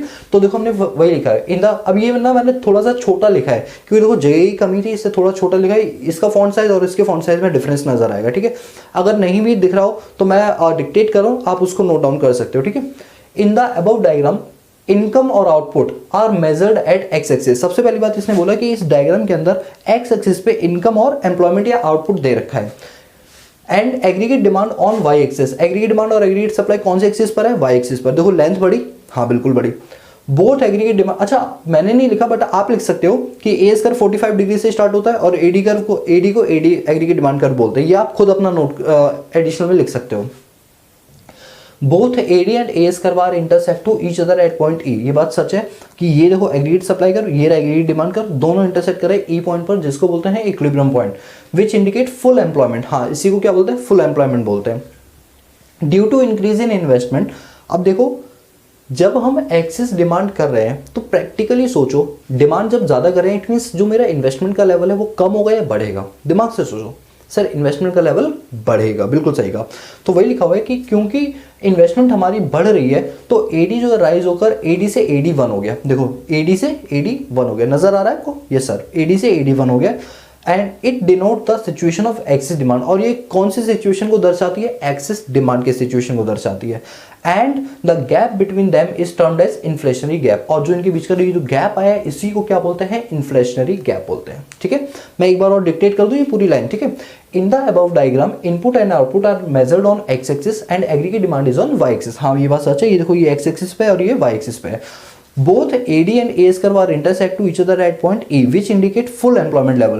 Due to increase in investment, aggregate demand is shifted AD to AD1. It denotes the situation of excess demand and the gap between them is termed as inflationary gap. है बहुत सिंपल। तो अभी तक हमने क्या सीखा? एक्सेस डिमांड की definition, inflationary diagram, और डायग्राम से हमने इन्फ्लेशनरी गैप सीखा और उसके बाद उसकी एक्सप्लेनेशन की। बोलो यहां तक आपको कोई दिक्कत? मुझे नहीं लगता आपको यहां तक की कोई भी दिक्कत होगी। तो अब हम बात कर लेते हैं, अपने पास ये सारी चीजें हो गई। अब बात करते हैं कि जो एक्सेस डिमांड होता है क्यों होता है, क्या रीजंस हैं कि अचानक से इकोनॉमी के अंदर डिमांड बढ़ जाती है और सप्लाई कम रह जाती है। भाई हर चीज का रीजन होता है ना, तो वही मैं बोल रहा हूं कि भाई एक्सेस डिमांड क्यों हुआ, उसका रीजन क्या है वो सुनो। तो ये वाला जो पॉइंट है ये हमें बताता है रीजंस के बारे में कि ऐसा क्यों हुआ। सबसे पहली चीज है रीजंस ऑफ एक्सेस डिमांड। सबसे पहला है rise in propensity to consume. चलो अब मेरी बात को ध्यान से सुनो। बात ये है, एक मिनट भाई, एक मिनट रुको, पता नहीं क्या हो गया। हाँ तो बात ये है हमारे पास, अगर हम खर्चा ज़्यादा करेंगे, मेरी बात को सुनो, अगर हम खर्चा ज़्यादा करेंगे तो डिमांड ज़्यादा होगी या कम होगी? खुद सोचो सर, डिमांड जो है वो ज़्यादा होगी। अब एक बात सोच के चलो कि पहले मैं कमाता था 10,000 रुपये, ठीक है। जब मैं 10,000 कमाता था तो जो मेरे खर्चे होते थे वो 10,000 के लेवल के होते थे, है ना। लेकिन जब मैं कमाने लगा 1 लाख रुपए तो मेरे खर्चे 1 लाख वाले होने लगे। यानी मेरे कहने का मतलब है, अगर मैं कभी कंजम्पशन लेवल को बढ़ा देता हूँ, अगर मैं कंजम्पशन लेवल को बढ़ा दूँ, मान के चलो मैं एक एग्जांपल दूँ, ये 10,000 और 1 लाख वाला छोड़ दो, एक एग्जांपल मान के चलो मेरी इनकम आज भी 10,000 और पहले भी 10,000 थी, ठीक है। लेकिन पहले मेरे दिमाग में क्या था, मेरे दिमाग में सेविंग्स का भूत चढ़ा हुआ था, क्योंकि तब इतनी ज़्यादा मैंने दुनिया देखी नहीं थी, तो ऐसा लगता था गुल्लक में पैसे डालो वही सबसे अच्छी चीज़ होती है। बट जैसे से बाहर निकला पता चला भैया लग्जरी लाइफ भी होती है, उन्होंने कहा पैसे उड़ाए जाते हैं क्लब वगैरह में जाके, एग्जाम्पल, ठीक है, वहाँ जाके पैसे उड़ाए जाते हैं ये वो। तो मेरा जो कंजम्पशन लेवल है वो क्या हो गया, बढ़ गया।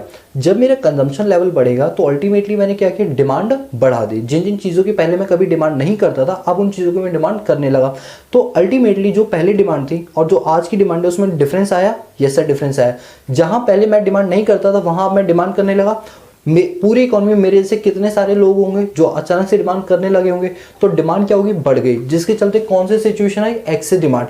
क्यों आई? अब एक बात बताऊं मैं आपको, जैसे 12th क्लास में अभी आप लोग हो, जैसे आप 12th से कॉलेज लाइफ में आओगे, मैं खुद बता रहा हूँ, आप लोगों का लिविंग स्टैंडर्ड बढ़ जाएगा। कैसे बढ़ेगा? जब आप कॉलेज में जाओगे तो आप जानते हो, जहाँ आज आप 10 दिन तक नहीं नहाओगे तो भी काम चलेगा, लेकिन वहाँ डेली नहाओगे और परफ्यूम भी लगा के जाओगे। तो परफ्यूम्स की आपने क्या की? डिमांड की।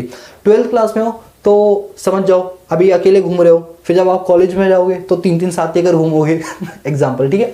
तो जब आप उनके साथ घूमोगे तो भाई अपने कुछ खिलाना पिलाना तो पड़ेगा ना भाई। देखो हर चीज़ में इन्वेस्टमेंट तो है, अगर आप लेकर घूमना चाहते हो तो इन्वेस्टमेंट तो करनी पड़ेगी, ठीक है। अब जो लोग मिंगल लोग हैं वो अच्छे से जानते हैं कि बिना इन्वेस्टमेंट के तो कोई आपके साथ घूमेगा भी नहीं, ठीक है।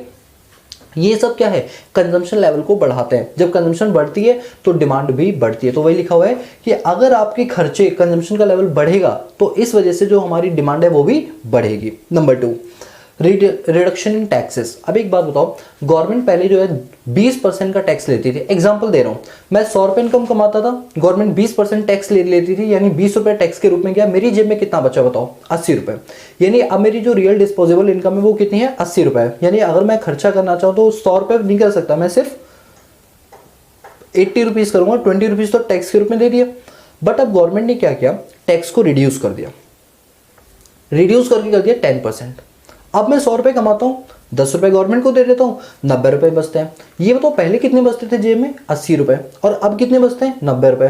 तो पहले जो डिमांड होती थी, क्या अब मैं उससे ज्यादा करूंगा? ये सर, क्योंकि पहले 80 रुपए बचते थे, अब 90 रुपए बचते हैं, तो आप डिमांड ज्यादा करोगे। क्यों? बिकॉज गवर्नमेंट ने टैक्सेस को क्या कर दिया? रिड्यूस कर दिया। तो जब जब गवर्नमेंट टैक्सेस को रिड्यूस करती है, अल्टीमेटली इकोनॉमी के अंदर डिमांड बढ़ने लग जाती है, और एक ऐसा लेवल भी आता है जहां डिमांड इतनी बढ़ जाती है कि वो सप्लाई को भी क्रॉस कर देती है। तो इस वजह से एक्सी डिमांड जन्म ले लेती है। क्लियर हुआ?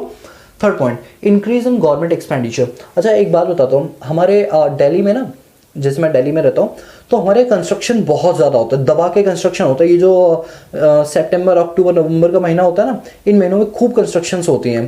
पता नहीं क्यों ऐसा, सर्दियों में लोगों को अचानक से क्रेज चढ़ता है कंस्ट्रक्शन करवाने का। और गवर्नमेंट के भी जो प्रोजेक्ट्स होता है वो इन्हीं महीनों में स्टार्ट होते हैं ज़्यादातर, ठीक है। वैसे तो पूरे साल ही काम चलता रहता है, बट इन महीनों में ज़्यादा होता है। अब एक बात सोच के चलो, गवर्नमेंट अगर रोड वगैरह, सीवर लाइन हो गई है, गैस पाइपलाइन हो गई है, इनका खूब दबा के खर्चा कर रही है, ठीक है। अभी जैसे हमारी अपनी गलियों में क्या हुआ, जैसे हमारे यहाँ पर ऑलरेडी सीवर लाइनें डली हुई थी, बट अब एक नया ट्रेंड आया कि अब प्लास्टिक की पाइपें डालने लगी। पीपीसी की पाइप बोलते हैं, आप उसको तोड़ो मोड़ो वो टूटती ही नहीं है, इतनी ज़्यादा फ्लेक्सिबल है। तो हमारे पूरे मोहल्ले के अंदर वो पाइपलाइन डली है, ठीक है। इसके बाद गैस पाइपलाइन थी, उसका भी कनेक्शन हो रहा है, गैस पाइपों के थ्रू गैस आएगी। अब ये सारे जो हो रहे हैं, तो इससे अल्टीमेटली हो क्या रहे हैं? देखो भैया, गवर्नमेंट के लिए तो वो खर्चा है, बट काम जो लोग कर रहे हैं, लेबर लोग कर रहे हैं, उनके लिए क्या है? सोर्स ऑफ इनकम है, उनके लिए सोर्स ऑफ इनकम है। सोचो हमारी गली में पाइपलाइन डल रही है, नई पाइपलाइन सीवर की डल रही है, तो इसका फायदा क्या हुआ? हमारे मकानों के रेट बढ़ जाएंगे। जो गैस पाइपलाइन डल रही है, इससे जब फैसिलिटी बढ़ेगी तो क्या होगा? हमारे पर मकानों के रेट बढ़ जाएंगे। और जैसे जो मेरा घर है उसी से बस 1 मिनट की दूरी लगती है, मतलब वॉकिंग डिस्टेंस से लगभग 100 मीटर का भी नहीं होगा, वहां पर हमारा मेट्रो स्टेशन है। तुरंत मेट्रो स्टेशन है, तो अगर हमें कहीं भी जाना होता है तो तुरंत मेट्रो पकड़ते हैं और चल देते हैं। मेट्रो के होने की वजह से हमारे जो मकानों के रेट है वो बढ़ गए। कल को अगर हम बेचें तो हमारा लेवल ऑफ इनकम पहले के मुकाबले क्या हो जाएगा? बढ़ जाएगा। देखो गवर्नमेंट खर्चा कर रही है उन चीजों पर, बट फायदा किसको हो रहा है? जनता को हो रहा है। तो जनता की इनकम बढ़ी, यस सर इनकम बढ़ी, और जब इनकम बढ़ेगी तो वो डिमांड ज्यादा करेगा, जिसकी वजह से क्या जनरेट होगा? एक्सेस डिमांड होगा। ये जितने एग्जांपल ले रहा हूं ना, ये आप अपनी कॉपी में नोट डाउन कर लेना, क्योंकि जब आप 2 महीने बाद पढ़ोगे ना, 1 महीने बाद, तो आपको इस एग्जांपल से सारा पॉइंट समझ आ जाएगा, ठीक है। तो अगर गवर्नमेंट खर्चे ज्यादा करती है तो सामने वाली पार्टी के लिए वो सोर्स ऑफ इनकम होता है। तो जब इनकम जेब में आती है, जब जेब गर्म होती है, तो मन तो करता है ना कुछ खरीदने का, तो ऐसे में एक्सी डिमांड जनरेट हो जाती है। Point number 4, increase in investment. अब आपके मन में क्या आ रहा है कि भैया हम ना खूब सारी इन्वेस्टमेंट्स करेंगे, तो जब आप इंकरेज होते हैं इन्वेस्टमेंट्स को करने के लिए, तो अल्टीमेटली क्या होता है? अल्टीमेटली होता यह है कि आप अपना डिमांड बढ़ा देते हो। अब इस पॉइंट को समझाने के लिए ना मैं आपके सामने एक एग्जाम्पल ले रहा हूँ। वो एग्जाम्पल कुछ इस तरीके से है। ये एक व्यक्ति है, ठीक है। इस व्यक्ति ने क्या किया? बैंक से लोन लिया। ध्यान से सुनना, क्योंकि जानते हो इस चीज को समझाने के 2 तरीके हैं। एक तो बिल्कुल है जैसे आपको बच्चों की तरह से समझाओ, और एक होता है थोड़ा प्रोफेशनल तरीके से समझाओ। मैं आपको इस टाइम प्रोफेशनल तरीका अपना रहा हूँ, ठीक है, ताकि आपको तरीके से समझ आए, क्योंकि आपकी बुकों के अंदर भी कुछ इसी प्रोफेशनल तरीके से दे रखा है, तो मैं बच्चों की तरीके से नहीं समझाऊंगा फिर आपको। इस व्यक्ति ने थोड़ा दिमाग से काम लिया। मान लो ये चार्टर्ड अकाउंटेंट है, हमारी फील्ड से रिलेटेड है, ठीक है। सीए लोग तो होते ही हैं भाई ऐसे ही, ठीक है। फर्स्ट फेज में क्या हुआ? इस व्यक्ति ने लोन लिया, तो बैंक ने कहा भैया रेट ऑफ इंटरेस्ट है 10% का। इसने कहा कोई बात नहीं, तू दे यार, लोन दे मुझे बस 10% के हिसाब से। बाद में इस व्यक्ति ने क्या किया? आगे म्यूचुअल फंड में उस पैसे को लगा दिया और वहां से इसको रेट ऑफ इंटरेस्ट मिल रहा है 20% का। अच्छा एक बात बताओ, इस व्यक्ति ने 10% पैसा उधार लिया, 10% की ब्याज दर से पैसा उधार लिया और उसी पैसे को फर्दर इन्वेस्ट करके 20% की इनकम जनरेट कर ली। ये बताओ उसकी नेट इनकम कितनी है? 20%? नहीं, 20% उसने कमाया, 20% में से वो 10% तो बैंक का ब्याज दे देगा, तो उसकी जेब में कितना बचा? 10%। उसकी जेब में कितना बचा? 10%। उसकी नेट इनकम कितनी है? 10%। लेकिन सेकंड फेज में क्या हुआ, बैंक ने अपना रेट ऑफ इंटरेस्ट कम कर दिया। लेट सपोज बैंक ने अपना रेट ऑफ इंटरेस्ट कम कर दिया, तो जैसे ही बैंक ने रेट ऑफ इंटरेस्ट कम करके 5% कर दिया, इसने उस पैसे को जो बैंक से लोन लिया था उसको फर्दर इन्वेस्ट कर दिया म्यूचुअल फंड में। म्यूचुअल फंड से अभी भी कितना मिल रहा है? 20% मिल रहा है। तो अब उसकी नेट इनकम कितनी हुई? देखो, म्यूचुअल फंड से उसे 20% मिल रहा है, 5% उसने बैंक को लोन के रूप में दे दिया, तो उसकी नेट इनकम कितनी हुई? 15%। ठीक है, ये जो रेट होता है ना, इससे बोलते हैं अपने पास सिंपल लैंग्वेज में रेट ऑफ इंटरेस्ट, ROI। क्या बोलते हैं इसे? Rate of interest. और इस वाले को बोलते हैं marginal effective on investment. Marginal effective on investment, MEI। ये कुछ प्रोफेशनल टर्म्स है, याद रखना। ठीक है, rate of interest, marginal effective of marginal efficiency on investment. ठीक है, मुझे एक बात बताओ, पहले ये 10% जेब में होता था पैसा, अब 15% है, तो उसकी जेब का पैसा क्या हुआ? बढ़ा। जब बढ़ेगा तो वो इन्वेस्टमेंट करने के लिए इनकरेज होगा या डिस्करेज होगा? वो और भी ज़्यादा इन्वेस्टमेंट करेगा। जितनी इन्वेस्टमेंट कर रहा है अल्टीमेटली वो डिमांड को बढ़ा रहा है, और जब डिमांड बढ़ेगी तो एक ऐसी सिचुएशन है जहाँ डिमांड बहुत ज़्यादा हो जाएगी सप्लाई से। और कौन सी सिचुएशन जनरेट हो जाएगी? एक्सेस डिमांड की। और हम पढ़ भी क्या रहे कि एक्सेस डिमांड क्यों जनरेट होता है? लोग इनकरेज होंगे ज़्यादा इन्वेस्टमेंट करने के लिए, तो कहीं ना कहीं डिमांड बढ़ेगा। ये एग्जाम्पल आप अपने इस में नोट डाउन कर लेना, और ये लो मैंने एरो भी कर दिया कि ये एग्जाम्पल इसका है। ठीक है, आप भी नोट डाउन कर लेना। इसके बाद है फॉल इन इम्पोर्ट। अच्छा एक बात बताओ, देशभक्ति की भावना एकदम जाग उठती है आप लोगों के अंदर। जैसे एप्पल यूज़र के अंदर तो ये भावना नहीं जनरेट होती है। अभी कोरोना वायरस था ना, कोरोना वायरस के टाइम पर चाइना के वुहान शहर से ये कोरोना वायरस आया इंडिया में, और आप जानते हो कितने लोग, इस पूरी इकॉनमी हमारी डिस्ट्रॉय होगी। डिस्ट्रॉय पूरी तरह से तो नहीं हुई, लेकिन बचा भी कुछ नहीं। एम्प्लॉयमेंट, अनएम्प्लॉयमेंट, आप समझते हो। मुझे अब ये चीज़ एक्सप्लेन करने की ज़रूरत है, क्योंकि आपने ये चीज़ खुद रियलाइज़ की है कि इकॉनमी कितनी ज़्यादा बर्बाद हो चुकी है। हम लोगों के भी ऊपर इम्पैक्ट पड़ा है, इवन आप लोगों के घर के ऊपर भी पड़ा होगा, मेरे भी घर के ऊपर पड़ा है, हर किसी के ऊपर उसका इम्पैक्ट पड़ा है। बस एक बात बताओ, जब ये इम्पैक्ट पड़ा तो आपके अंदर एक देशभक्ति की भावना जागी या नहीं जागी? और वो भावना पता है क्या जाएगी? चाइना का कोई माल हम नहीं खरीदेंगे। आपको एक बात भी पता होगी, जब ये कोरोना वायरस आया था उस टाइम पर MI के शोरूम्स के ऊपर जो इनका साइन बोर्ड होता है, उस साइन बोर्ड को हटा दिया गया था, ताकि कहीं ऐसा ना हो कि दुकान पे आग लगा दें। MI की जो दुकान शोरूम्स वगैरह है, भाई हमारे दिल्ली में तो मैंने खुद देखा था ये चीज़। जब मई मंथ में लॉकडाउन थोड़ा सा ओपन हुआ था ना, तो फ़ोन लेने के लिए मैं गया हुआ था, बट मैंने MI का फ़ोन बिल्कुल दिमाग से उतार दिया था कि मुझे MI का फ़ोन लेना ही नहीं है। ठीक है, क्योंकि उससे कहीं ना कहीं चाइना वाले की इकॉनमी बढ़ेगी और हमारी इकॉनमी बंद होगी, क्योंकि बाहर से इम्पोर्ट होता है। मैंने देखा MI के शोरूम के ऊपर जो M और I लिखा होता है ना ऑरेंज कलर का, भाई वो दुकान से अलग ही कर दिया। दुकान तो खुली हुई है बट ऊपर MI हटा दिया, ताकि एकदम से हाईलाइट ना हो MI के, क्योंकि लोग भड़के पड़े थे उस टाइम पे, आग वाग लगा देते। तो हम लोगों ने कसम खाई कि भैया बाहर का माल नहीं खरीदेंगे। और अमेजोन और फ्लिपकार्ट वालों के लिए भी एक नया नियम बना दिया गया था कि आपको बताना पड़ेगा हर प्रोडक्ट के लिए कि कहाँ से मैन्युफैक्चर हुआ है ना? सच बोलो ना, मैं आपने भी देखा होगा। तो मेड इन इंडिया है, जो भी कुछ है। अल्टीमेटली क्या हुआ कि जब आपके अंदर देशभक्ति की भावना जागी, तो आपने कहा कि भैया हम जो भी माल खरीदेंगे वो मेड इन इंडिया खरीदेंगे, बाहर की कंट्री और चाइना की तो खास तौर पे नहीं खरीदेंगे। और अब आपने देखा जब दिवाली हुई थी, तो दिवाली पे जो चटकदार वो लाइटें होती हैं, इस बार लाइट ज़्यादा नहीं लगी, क्योंकि इंडिया वालों ने जितना बनाया उतना ही खरीदा गया, बाहर से बहुत कम माल आया। अब जो होली होगी, होली पे भी जो कलर्स बाहर से आते हैं चाइना से, वो भी अब नहीं आएंगे, जो कि बहुत अच्छी बात है। जब आपके अंदर देशभक्ति की भावना जागी, तो जब माल बाहर से नहीं आएगा तो क्या हम होली मनाएंगे नहीं? ऑब्वियस बात है, मनाएंगे यार। होली क्यों नहीं मनाएंगे? बाहर से चाइना से हमारी दिवाली पर कोई लाइट्स वगैरह नहीं है, तो क्या लाइट जलाएंगे नहीं? अरे बिल्कुल जलाएंगे। कहाँ से खरीदेंगे? इंडिया से खरीदेंगे। तो इंडिया की कंपनियां जो इस काम को पहले नहीं करती थी और अब वो इस सेगमेंट में आ गए, तो उनकी डिमांड क्या होगी? अचानक से बढ़ जाएगी, क्योंकि लोगों ने कसम खा ली बाहर का माल हमें नहीं खरीदना। तो जब बाहर का माल नहीं खरीदोगे तो क्या जिंदगी में खरीदोगे नहीं? खरीदेंगे, बट कौन सा? इंडिया का प्रोडक्ट खरीदेंगे। तो ऐसे में इंडियन कंपनीज की जो डिमांड है वो बढ़ जाएगी। और सिचुएशन कौन सी आ रहेगी? एक्सेस डिमांड की आ रहेगी। तो ये है फॉल इन इंपोर्ट। हमने कसम खा ली हमें इंपोर्ट नहीं करना, हम अपने देश का माल खरीदेंगे। जब देश का खरीदेंगे तो आगे की डिमांड बढ़ जाएगी। आप यहाँ पे एग्जांपल में लिख लेना, चाइना का वुहान शहर, या जो भी मैंने अभी एग्जांपल दिया, बहुत ही तड़ाकेदार एग्जांपल है। लिखते के साथ पॉइंट अपने आप समझ आ जाएगा आपको जब आप 1-2 महीने बाद अपना रजिस्टर उठाओगे। राइज इन एक्सपोर्ट, अब क्या हुआ, जैसे ये जितने भी एग्जांपल दे रहा हूँ ये बिल्कुल रियलिस्टिक हैं, कोई भी बनावटी नहीं है। अमेरिका, ठीक है, उन दिनों पर तो डोनाल्ड ट्रम्प थे, अब तो प्रेसिडेंट चेंज हो गए। आप लोग कमेंट करके बताओ, वो जेबी, शॉर्ट में से जेबी बोलते हैं, जो एबिडॉन। अरे यार मैंने बताई थी, मैं तो क्वेश्चन पूछने वाला था कि अमेरिका के नए राष्ट्रपति का नाम क्या, मैंने पहले ही मुंह से बोल दिया। चलो कोई बात नहीं, आप भी याद रखना ये चीज़। जब डोनाल्ड ट्रम्प थे तो कोरोना वायरस के टाइम पर डोनाल्ड ट्रम्प ने साफ साफ बोल दिया हम चाइना से अब कोई भी ट्रेड एग्रीमेंट नहीं करेंगे, ठीक है। इनके कई सारे एग्रीमेंट्स होते हैं, तो अब हम चाइना के साथ एग्रीमेंट तो करेंगे बट सिर्फ उन चीज़ों को करेंगे जिनकी ज़रूरत हमें बहुत ज़्यादा है, बाकी लग्जरी आइटम की हम डिमांड चाइना से नहीं करेंगे। यानी पूरी तरह से हमने चाइना को बॉयकट कर दिया था। अब मेरी बात को ध्यान से सुनो, मैं क्या समझाना चाह रहा हूँ। जब चाइना से अमेरिका माल नहीं खरीदेगा तो अमेरिका सारी चीज खुद बना ले, ऐसा तो पॉसिबल नहीं है। अमेरिका ने बोला कि अब एप्पल का प्लांट इंडिया में लगाएंगे, और ये बात सच है, बिल्कुल मैं झूठ नहीं बोला बिल्कुल भी। एप्पल का प्लांट इंडिया में लगाएंगे उन्होंने बोला। माइक्रोसॉफ्ट कंपनी के मालिक ने बोला, बिल गेट्स ने, कि हम अपनी मैन्युफैक्चरिंग प्लांट इंडिया में लगाना चाहते हैं, वो भी गुजरात में। और यूपी में फिल्म सिटी बन रही है, आपको पता ही होगा, यूपी के नोएडा में। ये सारी चीज़ें क्या है कि जो काम हम पहले कभी बाहर किया करते थे अब वो काम अपने देश में करेंगे, ठीक है। एक बात बताओ, अभी यूएसए के पॉइंट ऑफ व्यू से सोचना, यूएसए ने वो ठेका जो है वो इंडिया को दे दिया कि अब इंडिया में एप्पल के प्लांट बनेंगे और इंडिया में एप्पल की क्या की जाएगी, मैन्युफैक्चरिंग की जाएगी।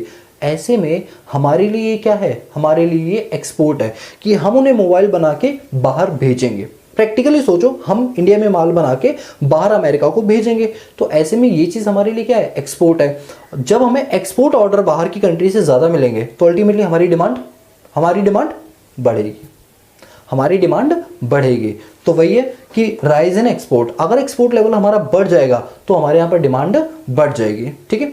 और मैं आपको एग्जांपल देता हूँ, इंडिया की जो लेबर है ना, देखो चाइना के कंपैरिजन तो सस्ती नहीं है, बट हाँ बाकी सभी कंट्रीज की कंपैरिजन बहुत सस्ती है।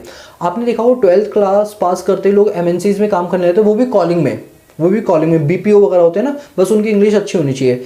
ये क्या है, ये एक्सपोर्ट है कि बाहर की कंट्री का ठेका हमने ले लिया। जैसे अब मैं आपको रियलिस्टिक एग्जाम्पल देता हूँ, जब मैं खुद 12th क्लास मैंने पास की थी तो उन दिनों मुझे अचानक से क्रेज चढ़ा कि भाई मुझे ना बाइक खरीदनी है और बाइक खरीदने चाहिए पैसे, तो मैंने कहा चलो 1-2 महीने जॉब कर लेते हैं। तो जब मैंने अपनी क्लास 12 पास की थी उन दिनों पर मैंने भी जॉब स्टार्ट की, 1-2 महीने ही काम किया, और वो बीपीओ में किया। कहाँ किया, वो गुड़गांव है, वहाँ पे मैंने काम किया और 2 महीने काम किया उस बीपीओ में। तो उसमें इंटरनेशनल कॉल्स होती थी, और वो जानते हो इंटरनेशनल कॉल्स कौन सी होती थी, वो इंटरनेशनल कॉल्स होती थी कि जो लंदन में मेट्रो चलती है ना, लंदन में जो मेट्रो चलती है उसको ट्यूब बोलते हैं, क्योंकि वो गुफाओं में चलती है ना, तो गुफा को ट्यूब बोला जाता है वहाँ पे, तो ट्यूब में चलती है। इंडिया से उसको पूरा असिस्ट किया जाता है। इंडिया के बंदे वहाँ पर जो यहाँ पर बोलेंगे वो वहाँ पर अनाउंसमेंट होगी, बताया जाएगा कि अगली ट्रेन कौन सी और कितने मिनट में आने वाली है, कितने पैसेंजर उसमें चढ़ेंगे कितने नहीं चढ़ेंगे, ये सारी की सारी डिटेल इंडिया के गुड़गांव से मैनेज की जाती थी। कहाँ के लिए, लंदन के लिए। यानी जो लंदन में मेट्रो चल रही है ना, उसको पूरा मैनेज कौन कर रहा है, इंडिया के लोग कर रहे हैं। सर ऐसा क्यों होता है कि वो खुद क्यों नहीं करते हैं? देखो अगर वो खुद करेंगे तो वहां पर जो वेज रेट है ना, जो वेज एक्ट है उसके हिसाब से उन्हें लेट सपोज 1 लाख रुपए महीने के देने पड़ेंगे जो व्यक्ति उसे मैनेज कर रहा है। और हमारे इंडियन रुपीज में अगर हम उसे देखें तो एक 12th क्लास बंदे को अगर हम 15,000 और आने जाने के लिए कैब दे दें और खाने के लिए 1 दिन का खाना दे दें तो वो खुशी खुशी अपने आप को वीआईपी समझ के जॉब करने लग जाएगा। कुल खर्चा है 20,000 इंडिया में करवाने का और वहां पे खर्चा आ रहा था 1 लाख। तो ऐसे में उन लोगों ने ठेका किसको दे दिया, इंडिया वालों को दे दिया। 80,000 की उनकी बचत हो गई। समझ रहे हो, कुछ ऐसे ही हुआ था। मैंने 2 महीने वहां भी काम किया था तो वहां का एक्सपीरियंस मेरा बहुत अच्छा था कि कैसे वहां पर मैनेज किया जाता है और कैसे यहाँ की कॉल्स सीधी लंदन में हो जाती हैं और लंदन के हर व्यक्ति हमें कॉल करके पूछता है कि अगली ट्रेन क्या है क्या नहीं है। तो बहुत मजेदार वो ट्रिप था। बट मैं जस्ट आपको ये बताना चाह रहा हूँ, ये क्या है, दिस इज कॉल्ड एक्सपोर्ट। हम अपनी सर्विसेज क्या कर रहे हैं, बाहर की कंट्री को एक्सपोर्ट कर रहे हैं। जब एक्सपोर्ट करते हैं तो डिमांड बढ़ जाती है। फिर है डेफिसिट फाइनेंसिंग। अगर banks come rate of interest पर लोन प्रोवाइड करवाएंगे तो अल्टीमेटली लोग लोन ज्यादा लेंगे, इनकरेज होंगे। लोन ज्यादा लेंगे तो पैसा ज्यादा आएगा तो डिमांड ज़्यादा करेंगे और सिचुएशन कौन सी आ जाएगी, एक्सेस डिमांड की आ जाएगी। सो आई होप गाइस कि आपको ये सारे के सारे पॉइंट्स क्लियर होंगे। मैंने पूरी कोशिश की है पूरा इन डेप्थ समझाने की, सरफेस नॉलेज नहीं दी है मैंने, पूरा इन डेप्थ समझाया ताकि आपके दिमाग में पॉइंट्स बैठ जाए। नाउ द पॉइंट अराइजेस कि जब एक्सेस डिमांड होता है तो क्या उसका इंपैक्ट पड़ता है इकोनॉमी पर। तो ध्यान से सुनो क्या इंपैक्ट पड़ता है। सबसे पहले इफेक्ट ऑन आउटपुट, आउटपुट पर क्या इंपैक्ट पड़ता है। तो मैं बता दूं आउटपुट पर कोई इंपैक्ट नहीं पड़ता है, बिकॉज इकोनॉमी अपने आप फुल एम्प्लॉयमेंट लेवल पे है। तो जो आउटपुट हम पहले प्रोड्यूस करते थे आज भी उतना ही प्रोड्यूस करेंगे। Number 2, effect on employment, employment पे भी कोई इंपैक्ट नहीं पड़ेगा, बिकॉज एम्प्लॉयमेंट हमारा कौन से लेवल पे है, फुल एम्प्लॉयमेंट लेवल पे है। तो अल्टीमेटली ना तो कम और ना ज्यादा बल्कि फुल एम्प्लॉयमेंट लेवल पे है। Number 3, effect on general price level, हाँ इस पर इंपैक्ट पड़ेगा। एक बात बताओ, जिस जिस चीज की डिमांड बढ़ती है अचानक से उसके प्राइस क्या हो जाते हैं, बढ़ जाते हैं। आपने कभी देखा कि पहले अगर आप सैनिटाइजर लेते थे, ठीक है, तो वो आपको पड़ता था, मान लो एक एग्जांपल दे रहा हूँ 100 रुपए का, लेकिन अभी लॉकडाउन के टाइम पर वही सैनिटाइजर आपको मिलने लगा 220 रुपए का, 250 रुपए का। क्यों? लोगों ने डिमांड उसकी बढ़ा दी। तो आप जानते हो जिस चीज की डिमांड बढ़ जाती है लोग उसके प्राइस, इंडस्ट्री उसकी प्राइस क्या कर देती है, बढ़ा देती है। तो एक्सेस डिमांड है, लोग डिमांड ज्यादा कर रहे हैं, तो ऐसे में प्राइस क्या हो जाएंगी, बढ़ जाएंगी, तो इन्फ्लेशन और भी ज्यादा बढ़ जाएगी। तो वही लिखा है effect on general price level, rise in GP बोले तो जनरल प्राइस, हाँ जो जनरल प्राइस है वो क्या होगी, राइज होगी। बोलो समझ आया, ये उसके इंपैक्ट है।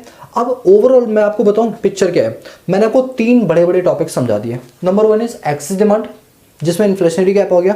नंबर 2 रीजंस क्या होता है एक्सेस डिमांड के, एंड नंबर 3 उसका क्या इंपैक्ट पड़ता है सोसाइटी पर या इकोनॉमी पे, क्या इंपैक्ट पड़ता है। जब आप इसको अपनी बुक से उठाओगे ना देखने के लिए, अब अगर आपने क्लास देख ली और अब आप अपनी बुक से उठाओगे, कोई भी बुक होगा आपके पास, तो मैं गारंटी देता हूं आपको पूरा पूरा समझ आएगा। बट अगर आप ये क्लास नहीं देखते और वैसे समझने की कोशिश करते हैं, हाँ आ जाता बट उतने अच्छे से समझ नहीं आता। सो आई होप गाइस कि आपको ये जो बड़ा टॉपिक है अच्छे से क्लियर हो गया। अब हम जो अगला टॉपिक करेंगे दैट इज डेफिसिट डिमांड, वो इससे भी ज्यादा मजेदार है। अगर आपको ये समझ आ गया ना तो उसमें बहुत कम टाइम लगेगा आपको करने के लिए, ठीक है। तो अभी मैं साइड हो रहा हूँ 2 सेकंड के लिए, आप वीडियो को पॉज कर लेना और फिर आराम से नोट डाउन करो। अब आपको नोट डाउन करने का प्रॉपर टाइम दूंगा, ठीक है। साइड हो रहा हूं, आप नोट डाउन कर लो।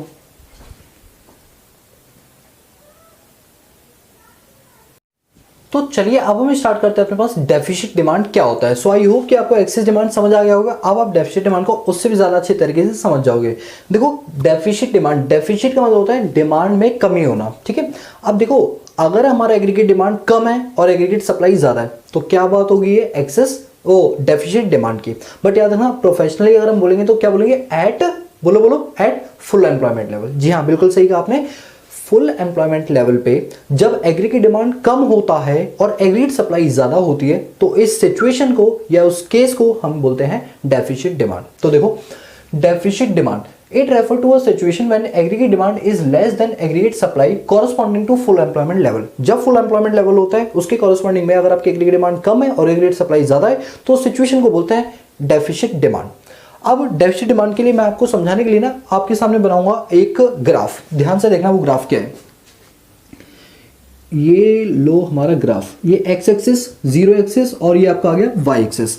अच्छा बताओ एक्स एक्सिस पे क्या आता है, बोलो। एक्स एक्सिस पे आपका आता है इनकम, आपका एम्प्लॉयमेंट, आपका आउटपुट, कुछ भी ले सकते हो ये तीनों चीजों में से, ठीक है। ये तीनों की तीनों चीजें आ गई। और यहां पर क्या आता है आपका एग्रीगेट डिमांड और एग्रीगेट सप्लाई, राइट। अब एक बात बताओ एग्रीगेट सप्लाई करो कहां से स्टार्ट होता है, ये होता है आपका 45 डिग्री से। कहां से, 45 डिग्री से। और ये है आपका एग्रीगेट डिमांड, एग्रीगेट डिमांड। अब एक बात बताओ ये जो पॉइंट है this point is called equilibrium point, क्योंकि यहाँ पर एडी और एएस दोनों क्या हो रहे हैं, इंटरसेक्ट हो रहे हैं एक दूसरे के साथ, तो इस पॉइंट को बोलते हैं equilibrium point, right. Full employment level यहां पर मिलता है।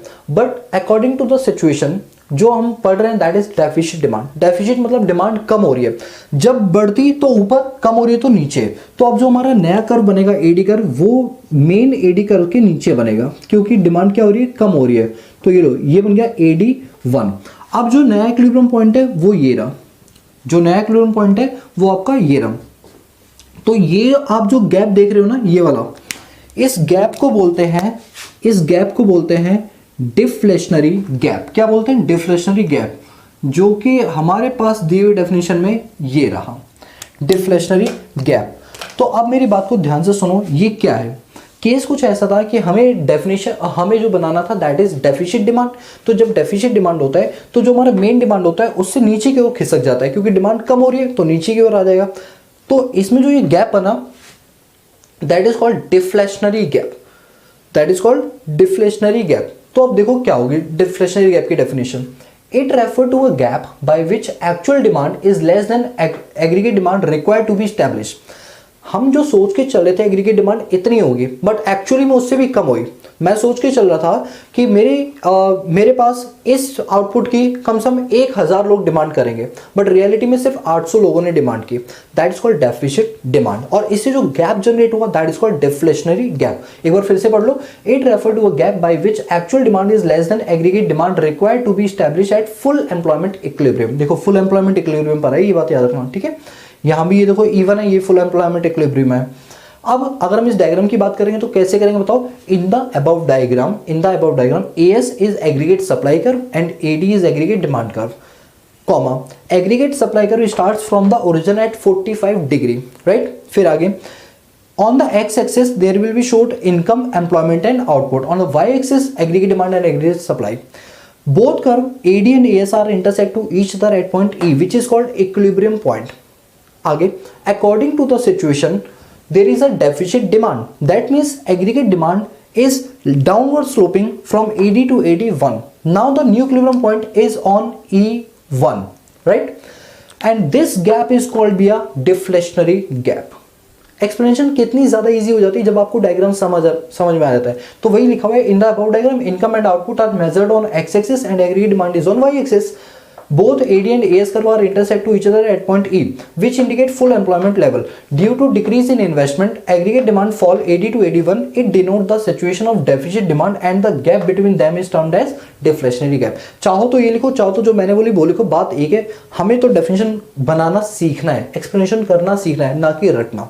बोलो यहाँ तक क्लियर है। तो अभी हमने क्या पढ़ा, डेफिसिट डिमांड क्या होता है, उसका डायग्राम क्या होता है, उससे डिफ्लेशनरी गैप कैसे बना, उसकी एक्सप्लेनेशन क्लियर है। अब पढ़ते हैं कि जो डेफिसिट डिमांड है वो होती क्यों है, उसके रीजंस क्या है, आखिर क्यों अचानक से इकोनॉमी के अंदर लोग डिमांड कम करने लगते हैं।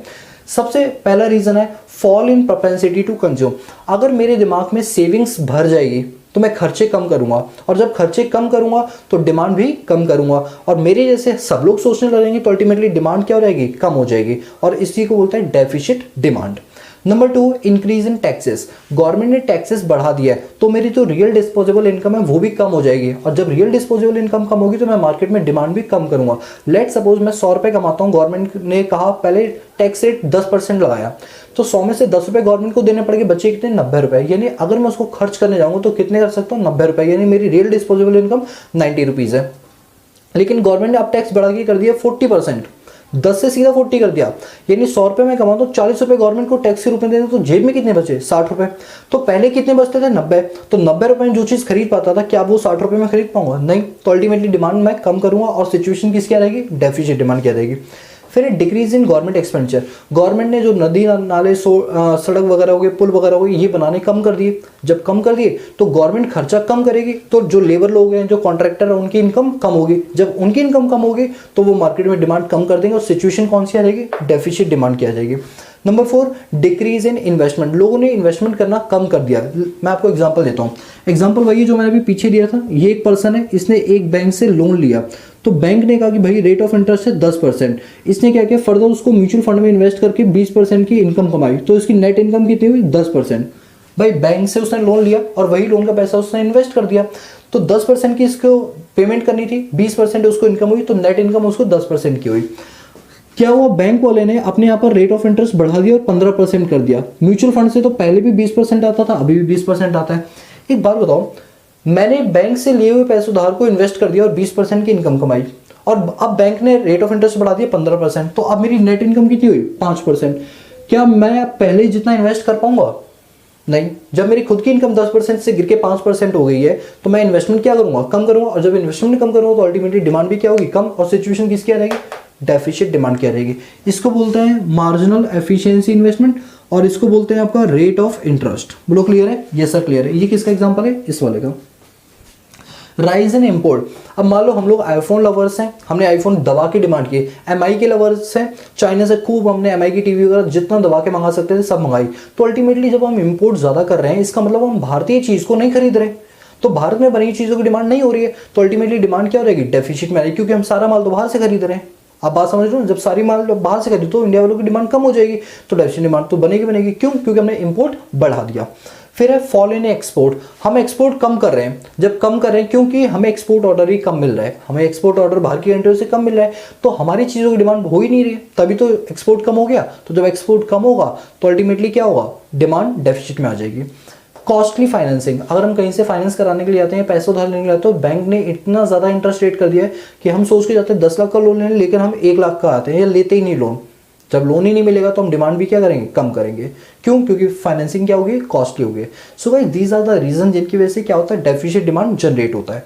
नाउ नेक्स्ट पॉइंट इज कि आखिर उसका क्या इंपैक्ट पड़ता है इकोनॉमी पर डेफिसिट डिमांड का। ठीक है, तो अब हम वो पढ़ने के लिए आ रहे हैं। सबसे पहले इफेक्ट ऑन आउटपुट की बात करते हैं। अच्छा, दिमाग से सोचो, यहाँ क्या लिखा है उस पर मत नजर डालो, आप अपना दिमाग चलाओ। अगर मार्केट में डिमांड कम होगी, प्रैक्टिकली सोचो, अगर मार्केट में डिमांड कम होगी तो प्रोड्यूसर के पास या सेलर के पास जो गुड्स रखे हुए हैं क्या वो बिकेंगे? हाँ बिकेंगे, बट कम बिकेंगे, उतने नहीं बिकेंगे। तो जब वो कम बिक रहे हैं तो उसका स्टॉक भरा हुआ होगा या खाली होगा? सर स्टॉक तो भरा होगा। जब स्टॉक भरा होगा तो क्या वो सप्लायर को बोलेगा या प्रोड्यूसर को बोलेगा कि माल और दो मुझे? नहीं बोलेगा। तो जब प्रोड्यूसर को कोई कॉल ही नहीं कर रहा है, कोई बोल ही नहीं रहा कि तुम मेरे लिए और एसी बनाओ, फ्रिज बनाओ या कुछ भी है, तो प्रोड्यूसर भी शांत होकर बैठ जाएगा, उससे अपना प्रोडक्शन कम करना पड़ेगा। तो वही चीज़ है, इफेक्ट ऑन आउटपुट, हमारी इन्वेंट्री, हमारा जो स्टॉक का लेवल है वो बढ़ेगा क्योंकि लोग खरीद नहीं रहे, तो हमारे स्टॉक में जो चीज़ पड़ी वो पड़ी की पड़ी है, तो प्रोडक्शन ऐसे में क्या हो जाएगा। अच्छा एक मिनट, इन्वेंट्री बढ़ेगी, प्रोडक्शन कम होगा। प्रोडक्शन क्या करना पड़ेगा, कम करना पड़ेगा, क्योंकि मेरा माल बिक नहीं रहा, तो जो चीज़ है कम से कम वही बिक जाए, तो नया क्यों माल बनाए, तो प्रोडक्शन कम हो जाएगा। फिर आपका इफेक्ट ऑन एम्प्लॉयमेंट, एम्प्लॉयमेंट पे क्या इंपैक्ट पड़ेगा। एक बार बताओ, लोग जब डिमांड कर नहीं रहे तो ऐसे में कंपनी वाले लोग हायर क्यों करेंगे, सोच के चलो। अभी देखो कोरोना के चलते लॉकडाउन हुआ, जिसकी वजह से लोगों के पास पैसा नहीं था, तो जब लोगों के पास पैसा नहीं था तो बताओ कौन सी सिचुएशन आई होगी, एक्सेस डिमांड या deficit demand. Sir deficit demand की सिचुएशन आएगी, बिल्कुल सही कहा। तो जब डेफिसिट डिमांड की सिचुएशन आई तो लोगों ने डिमांड कम कर दी, लोग एसी फ्रिज वगैरह थोड़े कम खरीदने लगे, जिनको जरूरत है वही खरीदते थे, बाकी कोई नहीं, क्योंकि उन्हें पता है हमारी जॉब वॉब तो कुछ है नहीं है, बची नहीं है, पता नहीं कल कब निकाल दिए जाए, इस डर के मारे उन्होंने डिमांड कम की। तो जब डिमांड कम की तो जिन कंपनियों में जो लेबर काम कर रहे होंगे, तो जब प्रोडक्शन ही नहीं हो रहा कंपनियों में, तो वो लेबर को रख के क्या करेंगे, लेबर को भगा देंगे कि भाई जो काम पहले 10 जने करते थे अब हम 2 जनों से करवाएंगे। जब कोई हमारा माल खरीद ही नहीं रहा है तो हम बना भी कम रहे, तो लोग वो फायर करेंगे, हायर की जगह फायर करेंगे, निकाल देंगे, तो अनएम्प्लॉयमेंट की सिचुएशन बढ़ जाएगी। और ऐसी अनएम्प्लॉयमेंट को बोलते हैं इनवॉलेंट्री अनएम्प्लॉयमेंट, मतलब मैं चाहता नहीं हूँ लेकिन फिर भी मुझे निकाल दिया जाएगा, क्या बोलते हैं, इनवॉलेंट्री अनएम्प्लॉयमेंट। ठीक है, इसके बाद है इफेक्ट ऑन जनरल प्राइस। अब एक बात हो, जब कोई चीज़ बिकती नहीं है तो उसके प्राइस कम किए जाते हैं, बढ़ा दिए जाते हैं। खुद सोचो सर, कोई चीज़ जब नहीं बिकती है ना, तो हमें पता है हमारे यहाँ पर फल बेचने वाला है, सब्जी बेचने वाला होता है, जब उसकी सब्जी नहीं बिकती तो वो प्राइस कम कर देता है। तो बस डेफिसिट डिमांड के केस में जो जनरल प्राइस लेवल है वो फॉल हो जाता है। क्या हो जाता है, फॉल हो जाता है। क्लियर है, यहाँ पर हमने 3 बड़े बड़े टॉपिक कर लिए, डेफिसिट डिमांड, डिफ्लेशनरी गैप, दूसरा क्या है, इसके क्या रीजंस है और इसका क्या इंपैक्ट पड़ता है, ये सारी चीज़ें क्लियर हुई है। मैं भी साइड हूँगा, आप इसको नोट करना। आप पता है इस चैप्टर में 2-4 टॉपिक और बचे हैं, मुझे लगता है इसके लिए एक क्लास अभी हमें और लग ही जाएगी। ठीक है, एक क्लास अभी हमें इसमें और अभी लगानी पड़ेगी, तब जाके जो है पूरा काम हमारा कंप्लीट हो पाएगा। और अब एक काम करते हैं कि आज की क्लास को हम यहीं पर समाप्त करते हैं और अगली क्लास में जो इसके बचे हुए टॉपिक हैं वो पूरे कंप्लीट करेंगे। ठीक है दोस्तों, अब एक चीज़ सुनो कि अगर आपको हमारी इकोनॉमिक्स पढ़ाई हुई पसंद आ रही है, ठीक इसी तरीके से हमने अकाउंट्स की भी क्लासेस लॉन्च की हुई हैं। आप हमारी मोबाइल एप्लीकेशन पे जाके कोर्स बिल्कुल नॉमिनल फीस के अंदर बाय कर सकते हो और कंप्लीट क्लासेस आपको अवेलेबल हो जाएंगी, चाहे वो क्लास 11 हो या वो क्लास 12 हो। इवन बिजनेस स्टडीज का भी हमने कोर्स उस पर डाला हुआ, आप एक बार विजिट जरूर करना। मोबाइल एप्लीकेशन डाउनलोड करने के लिए लिंक हमने डिस्क्रिप्शन बॉक्स में दे रखा है, और बाकी आप गूगल प्ले स्टोर पर डालेंगे इकोनॉमिक्स ईजी तो आपको वो मोबाइल एप्लीकेशन मिल जाएगी। जब आप उसे डाउनलोड कर लेंगे उसके बाद उसके स्टोर ऑप्शन में जाएंगे तो आपको सारे कोर्सेज अवेलेबल हो जाएंगे, जो भी आप देखना चाहते हैं आप उनको बाय करके अपनी सारी क्लासेस ले सकते हैं बहुत ही नॉमिनल फीस के अंदर। So guys, if you like the video, give a big thumbs up and also subscribe these channels and press the bell icon so that you notify all the time when I post new video on this YouTube channel. So guys, आज के लिए इतना ही, मिलते हैं next class में। आज के लिए पीस आउट।